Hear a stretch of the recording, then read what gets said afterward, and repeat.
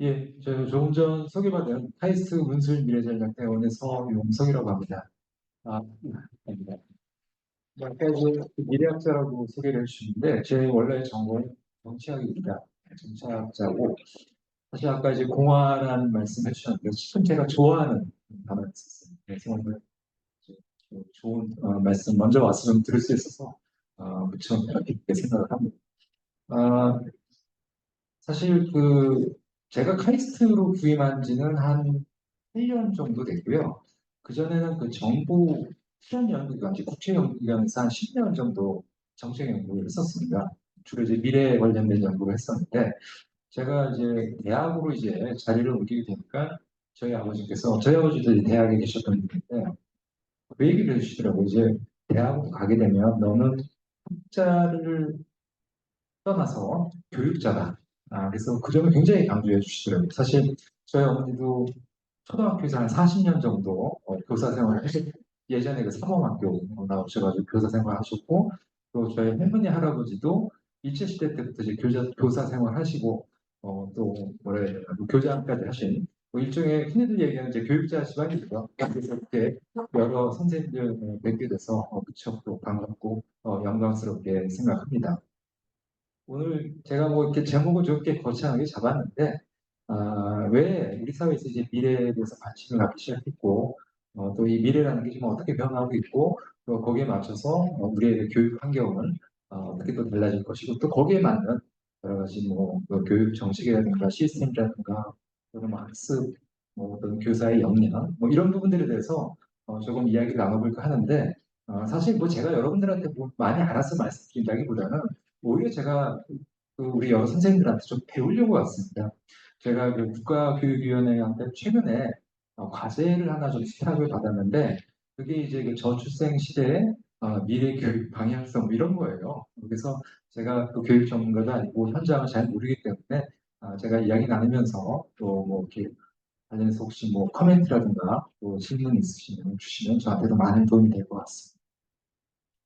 일단 뭐 제가 이제 소속돼 있는 기관이 미래 전략 대학원이다 보니까 대체 그 미래 전략 대학원에서 이제 뭘 연구하고 교육하는지에 대해서 일단 간단하게 소개해 드리도록 하겠습니다. 일단 21세기 접어들면서 이제 한국 사회의 미래에 대한 관심이 이제 부쩍 높아졌습니다. 뭐 정부도 그렇고 기업도 그렇고 언론도 그렇고 그리고 심지어 변화에 가장 둔감하다는 대학에까지 미래를 전문적으로 연구하고 교육하는 기관이 만들어질 정도로 미래에 대한 관심이 많이 높아지고 있는데요. 저는 크게 한 세 가지 정도 이유로 이 배경을 좀 설명드리고자 합니다. 첫 번째가 아마 다들 짐작하고 계시겠지만 불확실성의 증가입니다.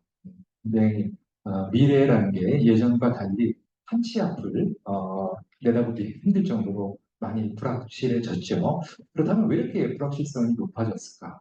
예, 이 부분에 대해서 한 세 가지 정도 배경을 말씀드릴 수 있을 것 같은데 첫 번째가 이 기후 변화입니다. 근데 요즘엔 기후 변화라는 얘기 잘 안 쓰죠. 기후 위기. 이 위기가 이제는 거의 뭐 우리가 피부로 느낄 정도로 재난으로 다가왔죠. 재작년에만 하더라도 우리가 역대급이라는 얘기 두 번 들었는데 올해도 또 들었어요. 역대급 최장기간의 폭염. 예, 거의 한 달 넘게 폭염 경보가 발생되지 않았나. 그러니까 이 기후 위기로 인한 기상이변, 그 기상이변으로 인한 그런 자연재해가 이제 빈번하게 발생하면서 불확실성 높은 하나의 요인이 아닐까 생각이 들고 두 번째로는 이제 기술이죠. 특히 우리가 이제 와해적 기술이라고 불리우는 그러니까 판 자체를 뒤엎을 수 있는 새로운 기술 혁신이 계속해서 일어나면서 과거나 또는 현재 경험해보지 못했던 그런 새로운 현상이나 사건들이 계속해서 발현되고 있다. 이런 부분도 이제 불확실성을 높이는 요인이다. 그다음에 세 번째 요인은요. 저는 이 세상이 좀 너무 지나치게 연결이 되어 있는 것이 아닌가. 좀뭐 초연결 시대라는 얘기 많이 들어보셨을 거예요. 그러니까 이게 지구 반대편에서 일어난 어떤 사건이나 현상이 만 하루도 되지 않아서 우리 사회에서 목격할 수 있습니다. 이게 무슨 의미냐면 한 국가나 지역이 그만큼 변수를 통제하기가 어려워졌다는 거죠. 그래서 이런 측면에서 이제 불확실성을 높이는 세 번째 요인이 될 것 같고, 그 다음에 그 두 번째로 이제 한국 사회가 미래에서 관심을 갖게 된 게 21세기 접어들면서 우리가 이 거시적이고 장기적이고 이 구조적인 그런 도전 과제에 직면하게 뭐 여러 개가 있지만 그중에서 가장 대표적인 게 바로 인구 구조 변화죠. 그 저출산 고령사회위원회라고 언론에서 많이 들어보셨을 텐데 이 저출산 고령사회위원회가 만들어진 게 2005년이에요. 벌써 20년 가까이 됐죠. 이미 21세기 초반부터 우리는 이제 인구 구조 변화라고 하는 거대한 쓰나미 이제 직면했는데 이 인구 구조 변화는요 이게 절대로 단기적인 시계나 단기적인 정책으로 해결될 수 있는 부분이 아닙니다. 굉장히 구조적인 그런 그 변화의 동인이기 때문에 중장기적인 차원에서 이제 미래를 바라보면서 뭔가 이제 정책을 주장해야 되는 이런 부분들이 이제 중장기 미래에 대한 관심을 갖게 한 것 같고요. 그다음에 그 세 번째가 저는 가장 중요한 원인이라고 생각을 하는데 사실 우리가 지난 한 70년 동안 어, 발전해 오면서 사실 굉장히 그 다른 나라들이 성취하지 못했던 여러 가지들을短기간에 성취를 했죠. 산업 발전이라든가 경제 성장이라든가 민주화, 정부화 이런 부분. 근데 우리가 이런 그 경제 발전이나 산업 발전을 할 때는요, 그 뭔가 해외에 우리가 좀 벤치마킹할 사례들이 많이 있었어요. 뭐 일본이라고 하는 굉장히 좋은 경제 상업 모델이 있었고 또 이런 유럽과 미국이라고 하는 그런 정치 모델이 있었습니다. 우리는 그것을 잘 따라가기만 하면 됐죠. 그것도 아주 빠른 속도로 따라갔습니다. 근데 어느 순간 저도 이제 정보고 이제 정책 과제를 많이 하는데 어느 순간 우리가 벤치마킹 해야 될 대상 자체가 안 보이기 시작합니다. 제가 이제 정부 부처 공무원들하고 이제 작업을 하다 보면 저는 주로 이제 그 미래 연구에 기반한 그런 결과물을 가지고 정책 아젠다나 아이디어를 만들어 가서 이야기를 합니다. 그러면 공무원들의 첫 번째 반응은 되게 좋아요. 이거 참 신하다. 이거 해보면 좀 한데 그렇게 그 긍정적인 반응을 보이면서 한편으로는 꼭 반드시 요구하는 게 하나 있었어요. 2010년대 초반까지만 다 좋은데 이게 좀 들어갔으면 좋겠어. 이게 좀 빠져 있는 것 같아. 이거를 좀 찾아서 넣어달라. 이런 요청이 항상 있었는데 어떤 거였을까요? 뭘 추가적으로 해달라 이 사람들이 그런 요청을 했을까? 굉장히 좋은 아젠다, 좋은 아이디어인데 이게 좀 들어갔으면 좋겠어. 아마 짐작하시겠지만 해외 사례가 좀 많이 있었어요. 해외 사례. 그러니까 해외에서 뭔가 검증된 그런 성공적인 사례가 아니면 잘 움직이려고 하시는 거예요. 책임져야 돼요. 근데 요즘에는 해외 사례가 중요한 잘안 하죠. 일단 해외 사례가 없기도 하겠지만 어, 오히려 일본 같은 나라가 우리나라의 정책 사례를 좀 벤치마킹하는 이런 지금 상황이 된 거죠. 그러니까 이런 거죠. 앞으로는 그 우리 스스로가 미래를 바라보면서 미래를 개척해 나가면서 다른 나라들이 가보지 않은 길을 가야 되는 거고 다른 나라들이 해보지 않은 길을 해야 되는 그런 위치에 우리가 서게 됐다. 그러니까 우리 한국적인 맥락에서 우리만의 고유한 발전 모델을 만들어 나가야 될 때가 됐다는 거죠. 그러니까 다시 말해서 대한민국이 선진국이 되었기 때문에 우리가 미래에 대해서 관심을 갖기 시작한 것이 아닌가 저는 그렇게 생각을 합니다.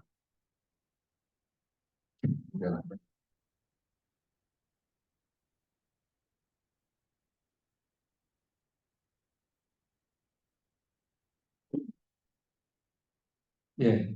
예, 저희 대학원 그 입학 시즌이 그러니까 입시 시즌이 되면요, 저한테 가끔 이메일이 와서 학생분들한테 이런 질문을 자주 들어요. 혹시 미래전략대학원에 들어가면 미래에 대해서 잘 알 수 있는 뭔가 놀랍고 신비한 비법 같은 거 이런 거 점수받을 수 있냐? 결론부터 얘기하면 그런 거 없다. 근데 실제로 또 그런 기대를 갖고 들어오는 학생분들이 계세요. 근데 우리가 보통 미래 연구, 미래학 그러면 뭐 미래에 대해서 뭐 예측하고 전망하는 거 아닌가? 아마 이런 생각을 일반적으로 가질 수 있을 것 같아요. 물론 그것도 맞습니다. 맞지만 이 미래 연구는 이게 본질적으로 변화에 대한 그러니까 내일이 미래가 뭐 오늘이나 과거와 같다면 우린 굳이 그렇게 치열하게 미래에 대해서 고민할 필요가 없겠죠. 전 여러 선생님들 잘 아시는 것과 같이 변합니다. 그것도 빠른 속도로 변하다 보니까 이제 불확실성이 높아질 수밖에 없겠죠. 그래서 이 미래 연구는 기본적으로 변화에 대한 연구자, 이 불확실성에 대한 진화한 도전이다. 그리고 이러한 변화와 불확실성에 개인, 뭐 조직이면 조직, 뭐 기업, 정부가 여기에 대해서 떻게 대응하고 또 필요에 따라서 적응할 필요가 있어요. 그리고 이를 관리해 나가는 것이 전략이다. 저는 이렇게 간단하게 정리하고 있습니다. 그 미래를 바라보는데 이제 두 가지 관점이 존재하는 것 같아요. 그 미래가 우리가 그냥 가만히 있어도 그냥 내려오는 것인가? 아니면 우리 스스로 만들어가는 것인가? 이게 굉장히 미래 연구에서 핵심 주안점인데 여러 선생님들 생각하시기에 어느 게 맞다라고 생각하십니까? 미래는 다가오는 것일까요? 아니면 우리 스스로 만들어가는 것일까요? 아, 예, 또 다른 필요 없으십니까? 우리 지금 선생님한테 주셔서 같다. 이게 둘 다 맞아요. 그러니까 다가오는 미래는 그 추대 자체를 좀 바꾸기가 어려운 일종의 그 거대한 환경들. 예를 들어서 지구온난화, 뭐 고령화, 이거 뭐 추세 자체 바꾸기가 어렵잖아요. 이런 것들이 이제 다가오는 이좀 객관적인 또 환경 변화라면 이 만들어가는 미래라는 것은 뭔가 어떤 그 개인이나 조직이 원하는 미래, 가고자 하는 미래, 바람직한 미래. 아마 여러분 선생님들 계신 조직에서도 뭐 미래 비전 같은 거 한 번쯤은 고민해 보시지 않으셨을까 하는 생각이 드는데 이 미래 비전 같은 경우가 대표적으로 만들어가는 미래다. 이렇게 생각하시면 될 것 같아요. 근데 이게 왜 두 개 다 맞는 얘기일까? 제가 하나 좀 비유를 좀 가져왔는데 지금 관상이라는 영화 보신 분 계실지 모르겠는데 이거 한 10년 됐죠? 이게 그 관상의 마지막에 나오는 장면을 제가 이제 캡처한 겁니다. 이 관상가 송강호가 그 한양 가서 뭐 아기까지 모든 걸 다 했고 이제 그 시골 어촌에 한적한 마을에 와서 이제 유유자적한 생활을 했는데 한 명이가 찾아와요. 한 명이 자기 관상이 궁금했던 것이. 그래서 자기 관상을 물어보니까 그때 송강호가 이렇게 대답을 합니다. 난 사람의 얼굴을 보았을 뿐 시대역을 보지 못했다. 바람을 보아야 이 파도를 만드는 건 바람인데 여기서 이 바람과 파도가 일종의 다가오는 미래라고 보시면 될 것 같아요. 그 내항해 시대라고 아마 역사 시간에 한 번쯤은 보신 기억이 있을 텐데 이게 15세기 때 범선이 발명이 되면서 이 대륙간 원양 항해가 가능하게 됩니다. 자, 여러 선생님께서 만약에 이 대항해 시대 때 뭐 유럽에서 이런 그 어, 북미나 남미 대륙으로 대항해를 해야 된다라고 했을 때 여러분이 만약에 선장이라고 생각을 했어요. 뭐가 가장 중요합니까? 뭘 잘 관찰해야 돼요? 대항해를 하려면 범선으로. 예, 당연히 바람이겠죠. 그렇죠? 바람. 네, 그리고 바람의 방향, 바람의 세기, 예, 그리고 또 바람이 만들어내는 파도의 고정, 그리고 해류. 이런 것들은 사실 객관적인 환경이에요. 그리고 이러한 그 바람의 방향과 바람의 세기와 파도의 높낮이를 잘 관찰하면서 원하는 목적지로 항해 나가는 이게 이제 만들어가는 미래. 그래서 다가오는 미래, 만들어가는 미래, 이 둘 다 맞다. 이렇게 얘기할 수 있을 것 같습니다. 그 선생님들은 미래를 정확하게 예측할 수 있다라고 생각을 하십니까? 아마 여기 계신 분들 대부분은 불가능하지 않겠다 이렇게 생각을 하실 것 같은데 지금도 미래를 정확히 예측할 수 있다라고 생각하시는 분들이 계세요. 특히 그 데이터 사이언스 아까 데이터 리서치 하셨는데 그 과거 60년대, 70년대 그 컴퓨팅 기술이 발전하면서 특히 MIT 공대에 계시는 교수님들이 학자들이 그 정교한 방법, 그다음에 풍부한 정보, 자료, 데이터, 그다음에 안정적인 재정 지원만 있으면 충분히 미래를 정확히 예측할 수 있다 이렇게 생각을 했었는데 그 환상이 깨지기까지 그렇게 오랜 시간이 걸리지는 않았습니다. 예. 그리고 데이터 사이언티스트들도 이런 그 빅데이터하고 이제 인공지능 알고리즘만 있으면 미래를 충분히 정확히 예측할 수 있지 않겠나 이렇게 말씀하시는 분들이 종종 계세요. 근데 이 데이터라는 게 사실 현재와 과거의 환경 구조에서 생성된 게 만약에 미래의 환경 구조가 지금과 같으면 이 데이터라는 건 굉장히 유용하겠죠. 그렇지만 선생님도 잘 아시는 바와 같이 변합니다. 구조 자체도 변해요. 그렇기 때문에 제가 여기서 드리고 싶은 말씀은 데이터에 대한 과도한 의존을 조금 경계할 필요가 있다. 이런 얘기고요. 그다음에 그 미래를 정확하게 예측할 수 없는 뭐 여러 이유가 있겠지만 그 중에서도 이 미래라는 거는 수많은 변수와 불확실성으로 가득 차 있기 때문에 정확하게 예측하는 게 어렵다. 그 중에서도 가장 불확실한 변수가 저는 개인적으로 사람의 마음, 생각이라고 생각합니다. 그러니까 이 미래라는 게 예측의 대상이 되는 순간 사람들의 반응에 의해서 그 대상 자체가 불적이 돼버려요. 하나 예를 들어보면 혹시 Y2K 기억나시나요? Y2K. 근데 조금 좀 젊으신 분들은 이 가수음을 이렇게 오해를 하시는 분이 계세요. 이게 Y2K가 Year 2000이라고 이게 그 컴퓨터가 0과 1 이렇게 디지털로 이렇게 작동이 되잖아요. 근데 이게 2000년이 되면 이 컴퓨터가 이걸 2000년으로 인식하는 게 아니라 1900년으로 인식해서 엄청난 혼란이 일어날 거다. 그래서 이 부분에 대해서 90년대 초반부터 많은 전문가들이 끊임없이 경고를 날렸어요.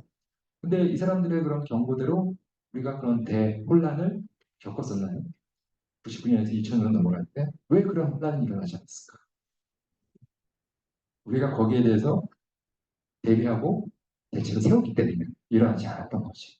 그러니까 다시 말씀드리자면 아무리 정확한 올바른 예측을 하더라도 이게 공개가 되고 사람들이 그것을 믿고 또 그에 따른 행동을 취하게 되면 이게 틀린 미래가 된다. 그래서 저희 그 미래를 연구하는 이제 커뮤니티에서 이런 현상을 미래 예측의 역설 이렇게 표현하기도 합니다.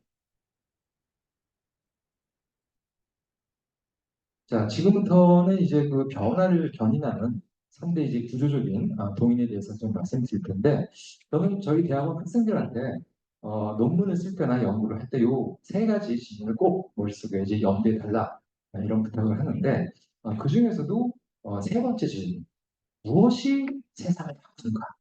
아, 사회를 변화시키는 가장 중요한 도인이 무엇일까? 이 부분에 대해서 이제 항상 고민하라 이런 조언을 제가 아까 미래는 변화에 대한 연구라고 했죠.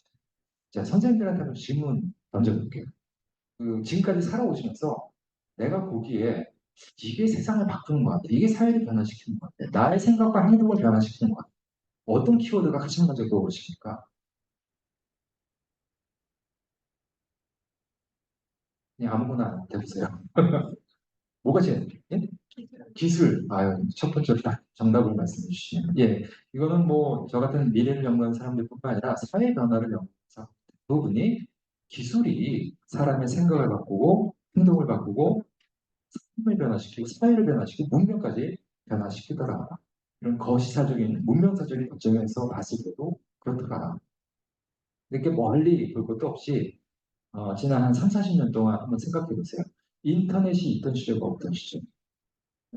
중요한 기술이잖아요, 인터넷. 우리의 생활이 얼마나 많이 변했죠. 그 다음에 이 스마트폰이 또 등장합니다. 스마트폰이 있던 시절과 없던 시절. 우리의 삶이 얼마나 변했을지. 그리고 최근에 생성형 LLM, 챗 GPT라는 게 등장을 했죠. 이챗 GPT가 우리의 삶과 사회를 얼마나 바꿔놓을지에 대해서는 불확실하죠. 그렇지만 분명히 큰 영향을 미칠 수 있으리라에 대해서는 아마 대부분 동의하실 것 같아요. 그만큼 이 기술이 갖고 있는 이 사회 변화의 그 추동력은 엄청나다라는 것을 그래서 다시 한번 좀 짚고 넘어가고 싶습니다.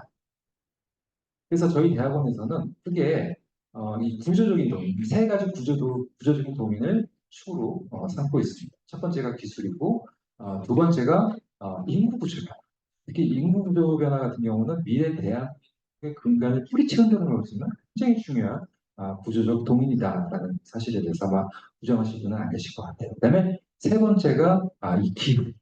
예, 아까도 제가 잠깐 기후에 대해 말씀드렸었는데 어, 제가 작년인가 작년 여름이었어요. 그때 이제 대전에 계신 젊은 커플들하고 세미나를 한번 진행한 적이 있었는데 여섯 쌍의 커플이었는데 이 여섯 쌍 다 결혼을 하셨고요.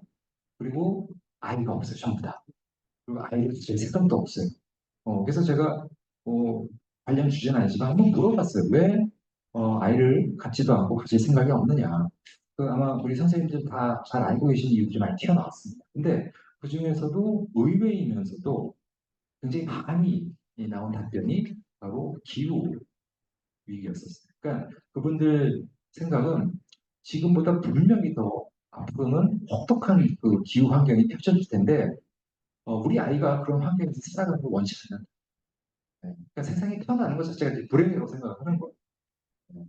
지금도 뭐 올여름 굉장히 더웠지만 점점 더 더워질 거고 아마 2050년이 되면 2024년 여름이 가장 추운 여름이 아니었을까 이렇게 평가가 될 수도 있다는 거. 네, 그러니까 이 기후 변화도 이 저출산에 굉장히 중요한 영향을 미치고 있다는 거. 이 우리나라만 그런 게 아니라 전 세계적으로 그래. 이 기후 변화와 그리고 지구 온난화와 이 출산율의 상관관계에 대해서 연구한 학자들이 많이 있는데 대부분의 결과가 이 기후 온난화가 저출산에 굉장히 중요한 영향을 미치고 있다. 그리고 또 하나가 그 저는 이 기후위기가 점점 심각해지면서 우리가 지금 가장 중요하다고 생각하는 가치가 어떤 가치일까요? 지금 인류, 우리나라 특히 이번 대통령 맨날 뭐 말씀마다 이 가치 얘기를 하죠. 이번에 8.15 광복절 축사에서 이 얘기 여러 번 나왔는데 어떤 가치일까요? 예, 자유, 자유란 얘기 참 많이 하잖아요. 근데 저는 이 기후위기가 이 자유라는 것을 우리의 자유를 심각하게 제한할 가능성이 있다라는 거예요. 우리 이미 한번 경험을 했어요. 코로나 때. 코로나로 인해서 우리는 이동의 자유, 모임의 자유가 제한된 그런 경험을 한 바 있습니다. 근데 이 기후위기는 이 코로나19가 현재 비교가 안 될 정도의 엄청난 그런 그 위험을 가지고 있기 때문에 아마 심각하게 이런 자유를 제한할 가능성이 있다는 겁니다. 사실 이 정상적인 상황, 조건에서는요, 이 민주주의와 자유와 인권이 이게 양립이 됩니다. 근데 이게 비정상적인 상황에서는 이 충돌을 해요. 뭐 전제 같은 경우가 대표적인 케이스죠. 예. 그래서 나중에 잠깐 보여드리겠지만 그 로마 클럽이라는 데가 있습니다. 그래서 이제 성장의 한계라는 책을 1972년도에 출간을 했는데 작년에 재작년이죠. 성장의 한계 출간 50주년이었어요. 그래서 기념으로 새로운 또 책을 하나 출간을 했는데 그 책의 제목이 Earth for All입니다. Earth for All. 그러니까 우리 모두를 위한 지구 그리고 부제가 굉장히 섬뜩해요. Survival Guide for Humanity. 인류를 위한 생존 가이드. 그러니까 이제 국제사회에서 이제 생존이라는 단어를 쓰기 시작했다는 그만큼 이 기후 위기, 이 재난이 향후 우리 대한민국뿐만 아니라 전 세계 미래 자치를 뒤흔들 수 있는 굉장히 중요한 구조적 동인이다. 예? 예. 스카이프. 그 외에 이제 그 불확실성, 그 이제 하나의 중요한 모멘텀으로 저희가 이제 연구 진행을 하고 있습니다.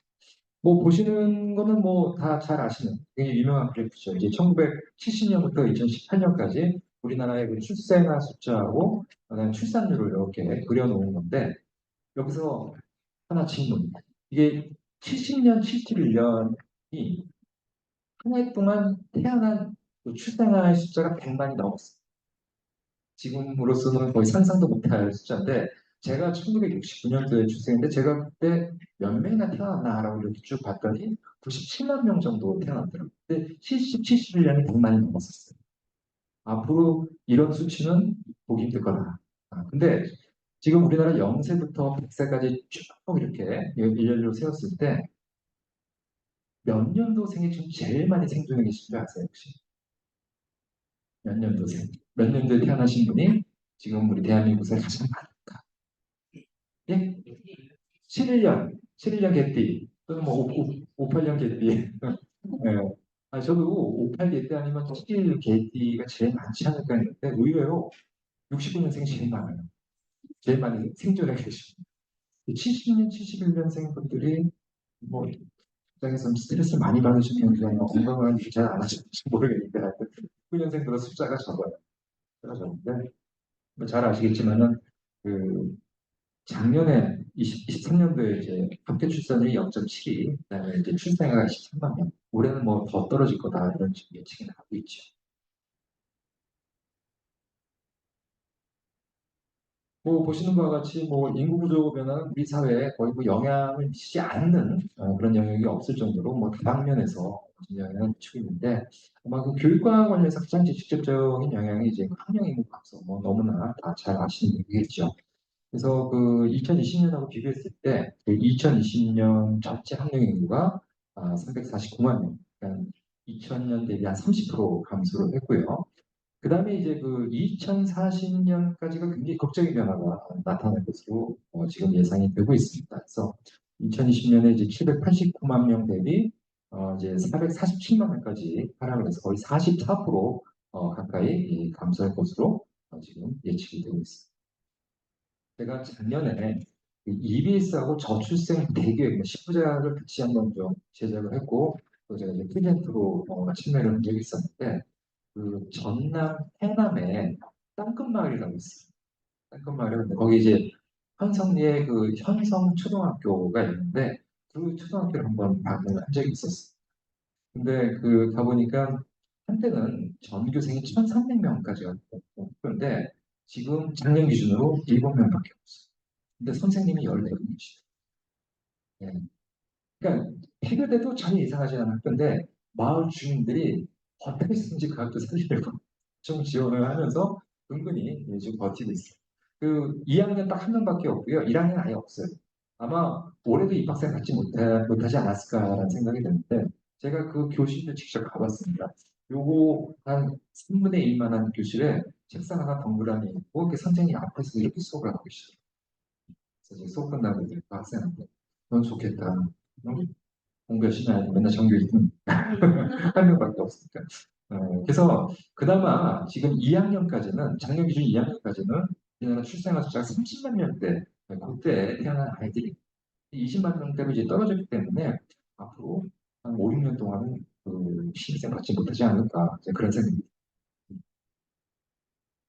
대학도 폐교된 대학들을 굉장히 많이 있더라고요.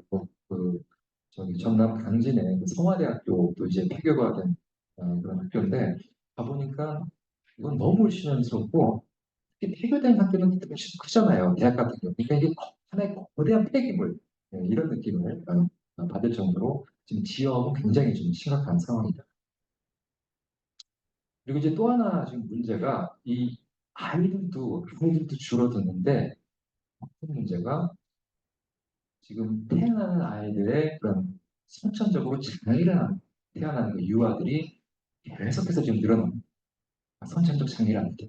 그러니까 2022년 기준에 예를 들어서 100명의 신생아가 태어났을 때 약 1.15명이 장애랍니다. 이게 굉장히 지금 빠르게 지금 증가하고 있죠. 왜 이렇게 장애하는 비율이 늘어나는 거야, 갑자기? 네? 환경, 환경도 이제 문제인데, 제가 전문가분들한테 좀 물어봤어요. 산부인과 중, 요산, 요산. 그러니까 우리나라가 그 초혼 연령이 OECD 평균보다 5살이다. 사실은 그러다 보니까 아무래도 조금 장애가 있다고 그러더라고요. 이게 모르겠어요. 저는 뭐 그쪽 전문가는 아니지만 좀 이렇게 고령 산모 같은 경우 이 건강한 아이를 출산하기가 젊은 산모들보다 좀 어렵다 그렇게 얘기를 하시더라고요. 그래서 이것도 우리가 앞으로 굉장히 좀 중요하게 다뤄야 되는 그런 문제가 아닐까라는 생각이 들고 있습니다. 그리고 연도별로도 이제 그 장애아동 등록수도 지금 빠르게 지금 증가를 하고 있다. 그리고 뭐 같은 맥락인데 그 2022년도는 이제 출생아 숫자가 24만 9천 명이었는데 그거 아세요? 그 엄마 뱃속에서 유산된 아이의 숫자가 12만 3천 명. 그러니까 이 유산된 아이의 엄마 우리가 살릴 수 있어도 출산이 확 올라갑니다.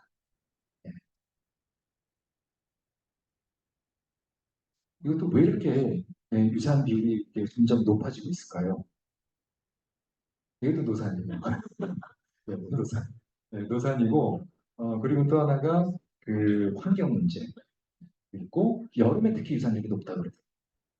그리고 또 하나가 또 여성의 경제사회 활동 참여율이 높아지면서 그 직장에서 받는 업무 스트레스 이것도 출산율을 그러니까 유산율 높이는데 굉장히 중요한 부분을 차지하고 있더라. 그래서 저희 카이스트에서는요, 뭐 아이디어 공모전을 통해 가지고 이런 그 패치형 초방막형 패치형을 이제 팔에 부착해서 보통 이제 산부인과 가서 이제 태아 이렇게 초음파 검사하고 산모 건강 검진을 해봤나요?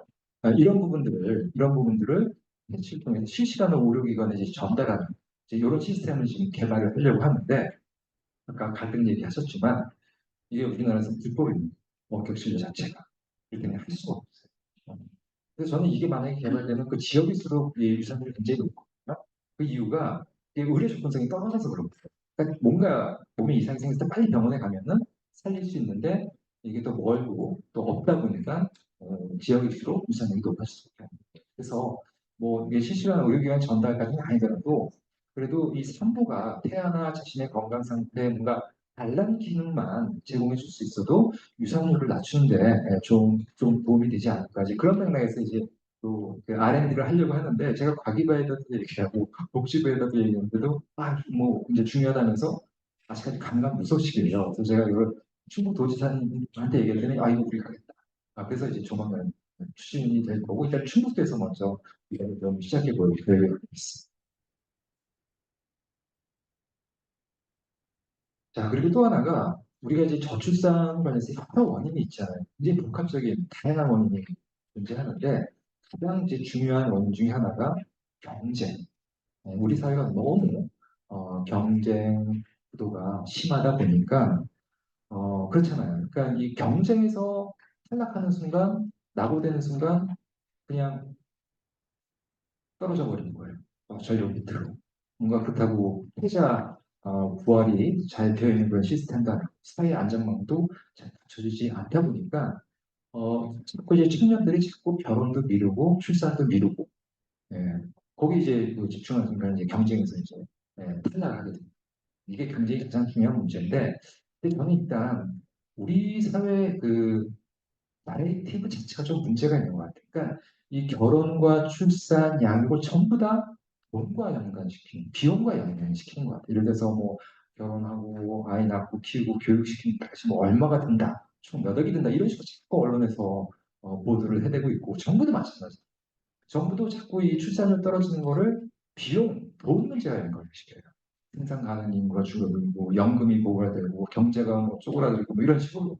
그러니까 청년들이 오히려 더 거부감을 느끼는 것 같아요. 우리가 무슨 인구 생산하는 기계냐 이런 저항감들.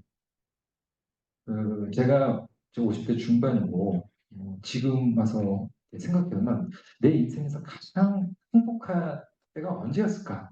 그러니까 지금 돌이켜보면요. 아이들 낳고 키울 때가 가장 행복했던 것 같아요. 물론 힘들기도 했죠.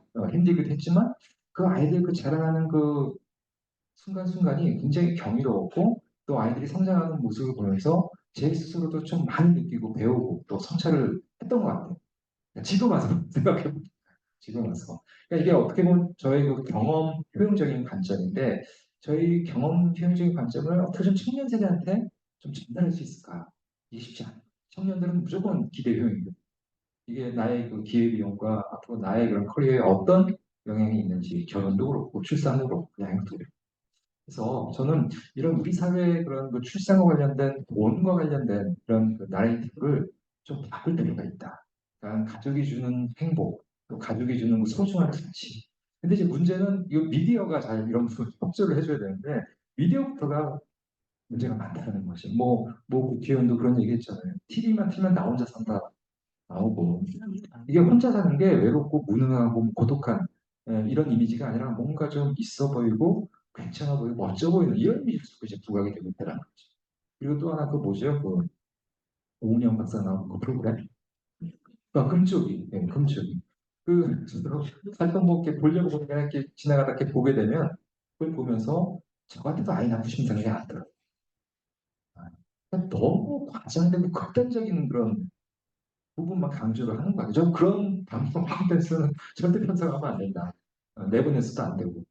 그래서 그걸 좀 제가 그래서 EBS나 KBS하고도 이런 얘기 이제 자주 했었어요. 몇 년 전부터. 그래서 이제 조금씩 이제 바꾸려고 하고 있는데 사실 그 저출산 고령사회위원회에서 조사한 것도 이 미디어가 출산율에 영향을 준다 안 준다 거의 한 7, 80%가 영향을 준다라고 이렇게 답변하고 있어요. 근데 중요한 건 아무리 좋은 콘텐츠를 만들어서 가족과 관련된 출산에 그 도움이 되는 방영을 한다 하더라도 10대, 20대, 30대 TV를 안 봐요. 굉장히 낮습니다. 제가 그 자료를 가져왔는지 모르겠는데 하여튼 그래서 좀그 TV 외에 공중파 외에 좀 다른 그 다양한 그런 소통 채널을 통해 가지고 좀 그런 부분을 좀 강조하자 그런 얘기를 좀 한 적이 있었어요. 뭐 기후 얘기는 뭐 아까도 잠깐 말씀드렸다시피 2023년이 사실 가장 더웠던 여름이었는데 아마 올해가 그 기록을 깰 것 같아요. 그리고 아까도 말씀드렸지만 점점 해가 갈수록 올해가 가장 추웠던 여름으로 기억이 될 것이다. 실제로 그렇고 추세가. 그래서 뭐 이런 그 기후 재난이 이게 뭐 영향을 안 미치는 곳이 없습니다. 뭐 강우 패턴을 변화로 가져오고 또 뭐 여러 가지 그 이런 뭐 해충, 뭐 이런 새로운 우리가 몰랐던 질병도 나타나고 뭐 이런 것들이 다 뭐 여러 가지 경제 사회에 이게 서로 이제 상호 얽히면서 굉장히 커다란 문제들을 좀 발생시키고 있다. 그리고 여기 보시면은 이제 2020년 출생한 아이가 70세가 되는 그때쯤 되면은 지금과는 비교가 안 될 정도로 기온이 상승될 거다. 정말 죽지 못해 살아가는 그런 상황이 될 수도 있다는 겁니다. 이거는 절대 공평한 게 아니에요. 그래서 제가 항상 뭐 이제 수업도 그렇고 어디 가서 이제 강조하는 게 이 세대 간 형평성, 세대 간 정의인데 사실 정치라는 게 이런 그 자원의 권위적인 배분이라고 그렇게 정의가 되고 있습니다. 그래서 이제 현 세대 간의 이런 그 자원의 공평한 배분도 중요하지만 현재 세대와 지금 뭐 유소년이라든가 아직 태어나지 않은 세대들 간의 이런 그 세대 간의 자원 배분도 굉장히 중요하다. 그러니까 우리가 환경을 파괴시키고 기후를 악화시키고 미래 세대의 그런 복지를 다 잠식시키고 자원을 다 고갈시키면 우리 미래 세대는 몸을 부습니다. 그 사람도 살아가야 됩니다. 그렇죠? 그렇지만 그들은 아직 미성년자이거나 태어나지 않았기 때문에 아무런 목소리를 낼 수가 없어요. 그러니까 우리가 지금 결정하고 행동하는데 직접적인 영향을 받음에도 그래서 저는 요거 좀 정치 구조를 좀 변화시키려고 계속해서 한 10년이 전부터 그래서 뭐 국회나 또 정부하고도 관련 좀 작업을 하고 있는데 이게 생각보다 쉽지는 않은 상황인 것 같아요. 이게 제가 아까 말씀드렸던 그 책입니다. Earth for All, Survival Guide for Humanity. 그래서 이제는 정말 우리한테 필요한 거는 뭐 자유나 평등이나 인권이 아니라 생존이 될지도 모르겠다. 그리고 환경 단체들이 점점 더 극단적인 상황으로 변해가고 있어요. 그리고 정부도 이런 부분에 이제 호응을 하게 되면요, 이 전체주의와 결합할 수 있다. 네. 그러면 이제 에코파시즘이 나오는 거죠. 그럼 서양에서 가끔 총기 난사하고 사람들 막 죽이고 이런 사건들 나오시잖아요. 그 사람들 인터뷰해 보면 사람 많은 게 다 문제가 아닙니다. 죽어야 된다는. 그래야 지구 환경이 좋아진다. 나머지 사람들이 잘 살아갈 수 있다. 그러니까 지금 우리가 겪고 있는 모든 환경 문제, 기후 문제, 자원 고갈 문제가 다 사람이 많아서 이렇다라는 생각을 갖고 있는 사람들이 점점 늘어나고 이 사람들이 점점 극단적으로 좀 변해가고 있다. 굉장히 좀 무시무시한 상황이다. 좀 그렇게 생각합니다. 자, 그다음에 이제 기술 말씀드릴 텐데 사실 문명사적으로 봤을 때 인류는 지금까지 크게 세 번의 기술 혁명을 경험을 합니다. 첫 번째가 농업혁명이고 두 번째가 산업혁명이고 세 번째가 정보화 혁명이다. 여러분 그 농업혁명 우습게 보시면 안 됩니다. 그 미국의 그 노벨 수상자, 경제학 수상자인 너글라스 노스 같은 경우는요, 이 농업혁명을 산업혁명에 버금가는 기술혁명이자 경제혁명 이렇게 명명을 합니다. 그리고 이 농업혁명이 일어나면서요, 인류의 개체수가 100만에서 3억 명까지 1000년 만에 증가합니다. 그러니까 인류가 출현하고 한 몇백만 년 동안 계속 100만의 개체수를 유지하다가 이게 농업혁명이 시작되면서 이게 3억 명이 돼요. 이게 언제 씨를 뿌려야 되고 또 천체를 관찰하고 달력을 만들고 이거 다 가능시로도 엄청난 첨단 기술이었다는 거죠. 이것 때문에 인류 문명이 한 단계 이제 업그레이드를 했는데 아이러니한 것은요. 원시 수렵 사회 때보다 농경 사회 때 사람들이 더 많이 굶어 죽는 거 아세요? 식량이 더 그렇게 풍족해졌음에도 불구하고 왜 그랬을까요? 네? 배분할 때. 배분, 그쵸. 배분도 문제인데, 이게 잉여 생산물이 생기면서 또 중앙 집권화되면서 특정 계층이 거의 대부분의 그런 부를 축적하고 식량을 갖게 그런 것도 있지만 또 하나 중요한 게 있어요. 이 농경이 뭐에 약하다? 기후, 그렇죠. 옛날도 이 기후 변화 심각했습니다. 아주 뭐 10년 동안 가뭄이 일어난다, 또 뭐 홍수가 나고 싹 쓸어가 버리면요 몇백만 명이 굶어 죽는 거예요. 그렇지만 원시 수렵 사회는 그런 건 없었어요. 그래서 기후가 아이러니하지만 인구 개체수를 불리는 데 결정적인 역할을 했지만 대량의 아사자도 발생했던 시기가 바로 농경 시대다. 3차 산업혁명 요즘 별로 얘기 안 하더라고요. 그동안 엄청나게 떠들어가지고 뭐 어디 가도 다 4차 산업혁명 얘기하는데 최근에 이제 DX라는 표현을 쓰죠. 디지털 트랜스포메이션, 디지털 전환. 근데 이 디지털 기술이 사실 20세기에도 존재했습니다. 존재했는데 이게 21세기 접어들면서 그 전의 속도가 완전히 궤를 달리하고 있다. 네. 그 AI 대학원이 있는데 저희 그 학교에 그 교수님들한테 물어보면 이 인공지능 관련 기술은 자꾸 일어나는 새로운 기술이 나옵니다. 그리고 저희 대학원의 그 예종철 교수님이라고 그 AI 그 우리나라 인공지능 협회 회장 하셨던 분인데 이분이 이런 표현을 쓰시더라고요. 그 우리가 보통 기원전 기원을 얘기할 때그 BCAD 이렇게 쓰잖아요. Before Christ. 근데 이분은 BC를 Before ChatGPT. 그다음에 After ChatGPT. 그 가장 중요한 이유가 바로 이 파운데이션한 모델들. 파운데이션 모델. 이게 파운데이션 모델은요, 광범위한 일반화된 데이터와 레이블이 지정되지 않은 데이터를 대상으로 훈련된 모델. 이게 무슨 의미냐면, 예전에 인공지능 훈련시킬 때는요, 사람이 직접 데이터를 찾아서 가공해서 이걸 학습시켰습니다. 레이블들 일일이 지정을 해줬어요. 근데 이게 필요가 없게 된 거예요. 스스로 레이블을 만들고, 스스로 데이터를 찾아서 분석하는. 그리고 조합을 해내는 거. 새로운 것을. 근데 새로운 것을 조합을 해내는데, 그 조합의 내용이 어떤 건지 전혀 모르겠다는 거예요. 불확실하다. 그래서 심지어는 무섭기까지 하다. 그러니까 예전에 AI 그 전공하신 분들 들어보면 굉장히 뭔가 AI 기술 발전에 대해서 회의적이셨어요. 근데 이 파운데이션 모델이 나와서 어땠어요? 정말 비포 챗 GPT, 애프터 챗 GPT 나누시더라고요. 그 여러분 선생님들 이 세상에 존재하는 거의 99.99%는 뭔가 새롭게 창조된 건 없습니다. 대부분 모방이거나 변형이거나 너무 조합이라는 거죠. 근데 예전에는 이제 그 인공지능이 굉장히 빨리 계산했고 또 기억하는 것도 아주 월등했고 또 이걸 그 기반으로 또 판단하고 추론하고 뭐 이런 작업을 했다면 최근에는 이제 조합을 해서 뭔가를 새롭게 생산해 난다. 근데 왜 크리에이티브라는 단어를 안 썼을까? 이 서양에. 아까도 말씀드렸지만 이 세상에 뭔가 창조한다는 것은 오로지 신만이 할 수 있다라고 생각하는 게 서양 애들 같죠. 그래서 이 크리에이티브라는 말 대신 여기 이제 제너레이티브라는 말이 들어갔다. 뭐 그렇게 AI 전문가들이 얘기를 하시더라고요. 그렇지만 뭔가 새로운 거를 창조해내지는 않습니다. 그냥 기존에 있던 거, 어차피 데이터라는 게 다 기존에 있던 것들. 그거를 갖다가 새로운 방식으로 조합을 해냅니다. 근데 그게 우리한테는 뭔가 경이롭거나 새롭게 보일 수는 있는 것이죠. 아마 챗 GPT 한 번씩은 다 써봤을 텐데 저는 처음에 챗 GPT 나왔을 때 논문 쓸 때 보통 이렇게 앞에 서명 연구 이렇게 조사를 하잖아요. 그래서 서명 연구 조사를 한번 시켜봤어. 주제를 주고. 그랬더니 아주 그럴듯하게 그 조사를 해가지고 이렇게 보여주더라고요. 그래서 뭐 거기에 뭐 출처에다가 뭐 저자 이름 또는 뭐 제보까지 야, 이게 대단한데? 그, 저기, 일자리 잃는 거 아닌가? 이런 생각이 들었는데, 제가 거기 그 출처 중에 좀 하나 좀 이렇게 딥하게 좀 보고 싶어서, 그걸 구글에다 검색했더니, 없어, 그런 게. 야, 정말 뻔뻔한 거. 어떻게 거짓말을 하냐.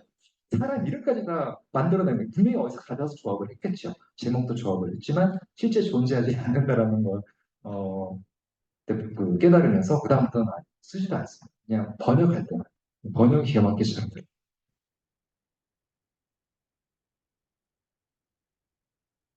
그래서 뭐 최근에 이제 그 생성형 AI가 가져올 여러 가지 타격 효과에 대한 얘기들이 여러 군데서 나오고 있습니다. 세미나도 하고 있고 언론에서도 계속 떠들고 있는데 뭐 산업 구조도 바꿀 거고 일자리 문제도 있을 거고 직업이라든가 불평등 문제, 특히 뭐 가짜 뉴스 같은 경우, 그다음에 아까도 제가 말씀드렸다시피 할루시네이션 같은 그런 신뢰 문제 이런 부분들이 지금 계속 이야기가 나오고 있는데 그 보통 우리가 저도 이제 아까 이제 갈등 얘기하셨지만 저도 이제 주로 연구를 했던 분야가 이런 사회 갈등하고 또 규제 이런 부분이 있습니다. 그리고 또 한쪽으로 하는 게 미래 위험 연구, 위험 연구인데 재밌는 거는 그 위험의 인식 측면에 있어서 사람들이 가장 위험하게 생각하는 게 모르는 일, 알려지지 않는 일. 그걸 굉장히 두려워합니다. 예. 그러니까 예를 들어서 이런 거죠. 뭐 지금 사실 그 자동차 사고로 연간 수백만 명이 죽는데 이거는 우리한테 굉장히 지금 익숙해져 있는 그런 위험이기 때문에 그렇게 크게 생각을 안 하는데 최근에 어떤 하나의 그런 위기 때문에 우리가 이런 분의 위험에 대해서 크게 경각심을 갖기 시작합니다. 하나 굉장히 중요한 하나의 사건 사고 하나 있었죠. 기술과 관련해서. 예? 네, 맞아요. 전기차 배터리. 이건 우리가 처음 접해보는 거. 그러니까 굉장히 위험인식이 확 올라가. 그러니까 AI도 마찬가지예요. 그러니까 AI가 뭘 가져올지 모르기 때문에 이 AI가 가져올 위험에 대해서 굉장히 공포심이 지금 크게 지금 극상이 되고 있으면서 학계에서도 그렇고 정부에서도 그렇고 계속 지금 떠드는 게 뭐 기술도 기술이지만 AI 윤리, 뭐 위험, 규제 이런 얘기를 상당히 지금 많이 진행하고 있습니다. 그다음에 이제 기술 쪽에서 또 하나 이제 중요한 부분이 이 뭐 잘 아시겠지만 미중 간의 기술 패권 경쟁이 지금 굉장히 첨예하게 진행이 되고 있습니다. 그 제가 올 5월에 저희가 이제 공무원분들 모시고 이제 미국 MIT 대학을 좀 다녀온 적이 있었는데 거기 한국인 교수님이 한 분 계세요. 최순원 교수님이시라고 36살 조교수예요. 굉장히 젊으신 분인데 그분이 양자 물리학을 하시는 분이고 양자 컴퓨팅을 하시는 분인데 노벨상 후보라 그러더라고요. 정말 탐나서 저희 카이스트로 데려오고 싶더라고요. 근데 그분 하시는 말씀이 지금 미중 간의 그 양자 컴퓨팅 개발 경쟁은 지금 아주 스파를 걸고 하는데 어느 한쪽이 양자 컴퓨팅 먼저 개발하는 순간 그냥 게임 끝난다고 그러더라고요. 풀린대요 그냥. 경제, 국방, 뭐 산업, 뭐 어떻게 나 그러니까 그 제가 이제 그분을 한국으로 모셔오고 싶어도 미국 정부에서 절대 놔주지 않아요. 그래서 계속 귀하라고 하는 이제 압박들. 근데 그런 한국계 과학자들이 미국에 여러 명 계시다고. 그리고 미국이 예전에 그 트라우마를 하나 하고 있어요. 1950년대 미국에서 메카시즘이 한번 불었잖아요. 그때 그 중국계 미국인 과학자 100명을 내쫓아버려요. 중국으로. 50년대. 근데 그 100명의 과학자들이 중국으로 가가지고 그때 공산주의 국가였으니까 양탄위성이라고 들어보셨나요? 양탄. 두 개 폭탄, 한 개 위성. 그러니까 원자탄, 그 수소 폭탄 다 만들고요. 그 사람들이 가서 인공위성까지 쏴오고 있어요. 그 후진국 중국이 어떻게 그렇게 20년 만에 원자탄을 쓰고 인공위성을 만들까? 그다 미국계 과학자들이 가서 깨는 거거든요. 그러니까 미국에서는 이런 그 기술 발전 경쟁 시대에 인재가 유출되는 거 아주 진짜게 분야고 있어요. 근데 나중에 말씀드리겠지만 우리나라도 굉장히 심각해요. 다시 한번 말씀드리겠습니다. 자, 지금부터 이제 교육 얘기를 좀 해야 될 것 같은데 제가 잘 모르니까 좀 많이 좀 지도를 해주십시오. 일단 기본적으로 그 저출산의 기조는 앞으로 한 50년 계속될 거예요. 이게 쉽게 분단하지 않습니다. 다른 나라의 사례를 보통 봤죠. 그래서 아무리 반등시켜봐야 1.2 정도. 그러니까 1.3 미만은 보통 우리 초저출생이라고 부르잖아요. 이런 초저출생 기조가 앞으로 50년은 지속이 될 거예요. 이거는 사실 인구조변은요 거의 변수가 아니라 상수로 넘어가요. 저출생은. 자, 그렇다면 앞으로는 인구의 양을 늘리기 어렵다.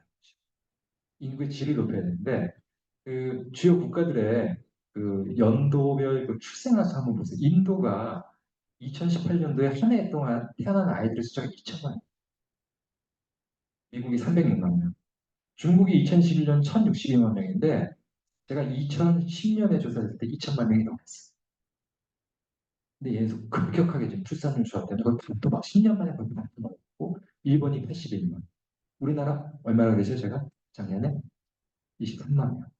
그러니까 적게는 4배, 많게는 79배. 그러니까 막말로 우리나라가 이들 나라하고 쪽수로는 상대가 안 된다는 거예요. 그러기 위해서 양을 늘릴 수 없다면 인구의 질을 높여가지고 일당백으로 가야 되는 그런 방식밖에 없을 것 같아요. 그래서 제가 항상 하는 얘기인데 합계 출산율 0.72, 23만 명 출생하시되 이제는 우리에게 그 어떤 아이의 재능도 포기할 여유가 없습니다. 이 23만 명 한 명 한 명이 인구나 인력이 아니라 이제부터 다 인재로 만들어요. 그래서 뭐 여러분 잘 아시겠지만 제가 그래서 핀란드 예전에 EBS 한번 방송 보고 이제 깊게 감명을 한번 받은 적이 있었는데 이 핀란드의 그 교육 철학이 그 어떤 아이도 포기하지 않고 끝까지 함께 끌고 간다. 멱살 잡고. 예. 그러니까 보통 우리가 학교 다닐 때 뭐 잘 아시겠지만 좀 이렇게 습을 습과정에서 못 따라오는 아이들 있죠. 뒤처지는 아이. 근데 우리는 이제 몇 번의 이제 시험을 통해서 이제 우열을 이제 가려버리는데 그 핀란드 같은 경우는 조금 장애를 갖고 있거나 조금 못 따라오는 아이. 그러니까 이제 못 따라오는 아이들이 뭔가 학습 의지가 없다거나 머리가 나빠서가 아니에요. 그러니까 학습 방식이 좀 안 맞아서 좀 뒤처지는 건데 이런 아이들한테는 일반 그 보통 아이들보다 평균 15배의 예산을 더 드려요. 그러니까 선생님이 2명, 3명씩 붙어요. 그래가지고 어떻게든지 멱살을 잡고 끝까지 함께 가면서 그 핀란드가 그 핀란드 사회가 요구하는 그 인재로 키워내는 여기에 좀 초점이 맞춰져 있다. 그리고 더 중요한 거는 핀란드 같은 경우는 그 아이들의 그 재능을 발굴하는 굉장히 관심이 많이 든다. 그러니까 성경에도 뭐 각자 달란트를 갖고 태어난다고 그러죠. 그러니까 그 아이들이 갖고 있는 그 재능을 발굴해서 이거를 키워서 핀란드가 요구하는 그런 인재로 만들어낸 게 핀란드 교육 정책의 핵심 주안점이다. 그래서 이제 재능을 발굴하고 키워주는 게 상당히 중요한데 3년 전인가 제 고등학교 친구한테 평소에 연락 안 하던 분인데 전화가 온 거예요. 저도 대학에 있다고 하니까 그래서 왜 전화했대 했더니 자기 딸내미가 지금 중학교 다니는데 중학교를 좀 중퇴하려고 그런다는 거예요. 아니 왜 중퇴를 하려고 그러지? 그니 그 걸그룹 연습생으로 들어가고 싶어 한다고. 음. 그래서 저한테 걱정하는 야, 그 중학교 나면 우리 식으로 좀 국졸 아니냐 국졸. 그래서 이제 저한테 막 뭐라 그러는 거에서 그 네가 보기엔 재능이 있냐? 그랬더니 자기가 이제 재능이 있는 것 같아. 그럼 그거 시켜. 내 딸 아니니까 이렇게 막 이렇게 했는데 하여튼 그래서 중학교 나왔어요. 나와서 연습생 하다가 아이들 그룹으로 데뷔를 했는데 걔가 뉴진스예요, 뉴진스. 뉴진스 헤이, 대박 친 거지. 그러니까 재능이 있으면 시킨 게 맞는 것 같은데 결국 소세 아니면 이렇게 이제 뛰어나니까 하여튼 만약에 계속 걔가 뭐 중학교 고등학교까지 나왔어도 그렇게 국가사회에 도움이 됐을까 그런 거 봤을 때는 재능을 발굴하게 되면 키워주는 게 맞는 것 같아요.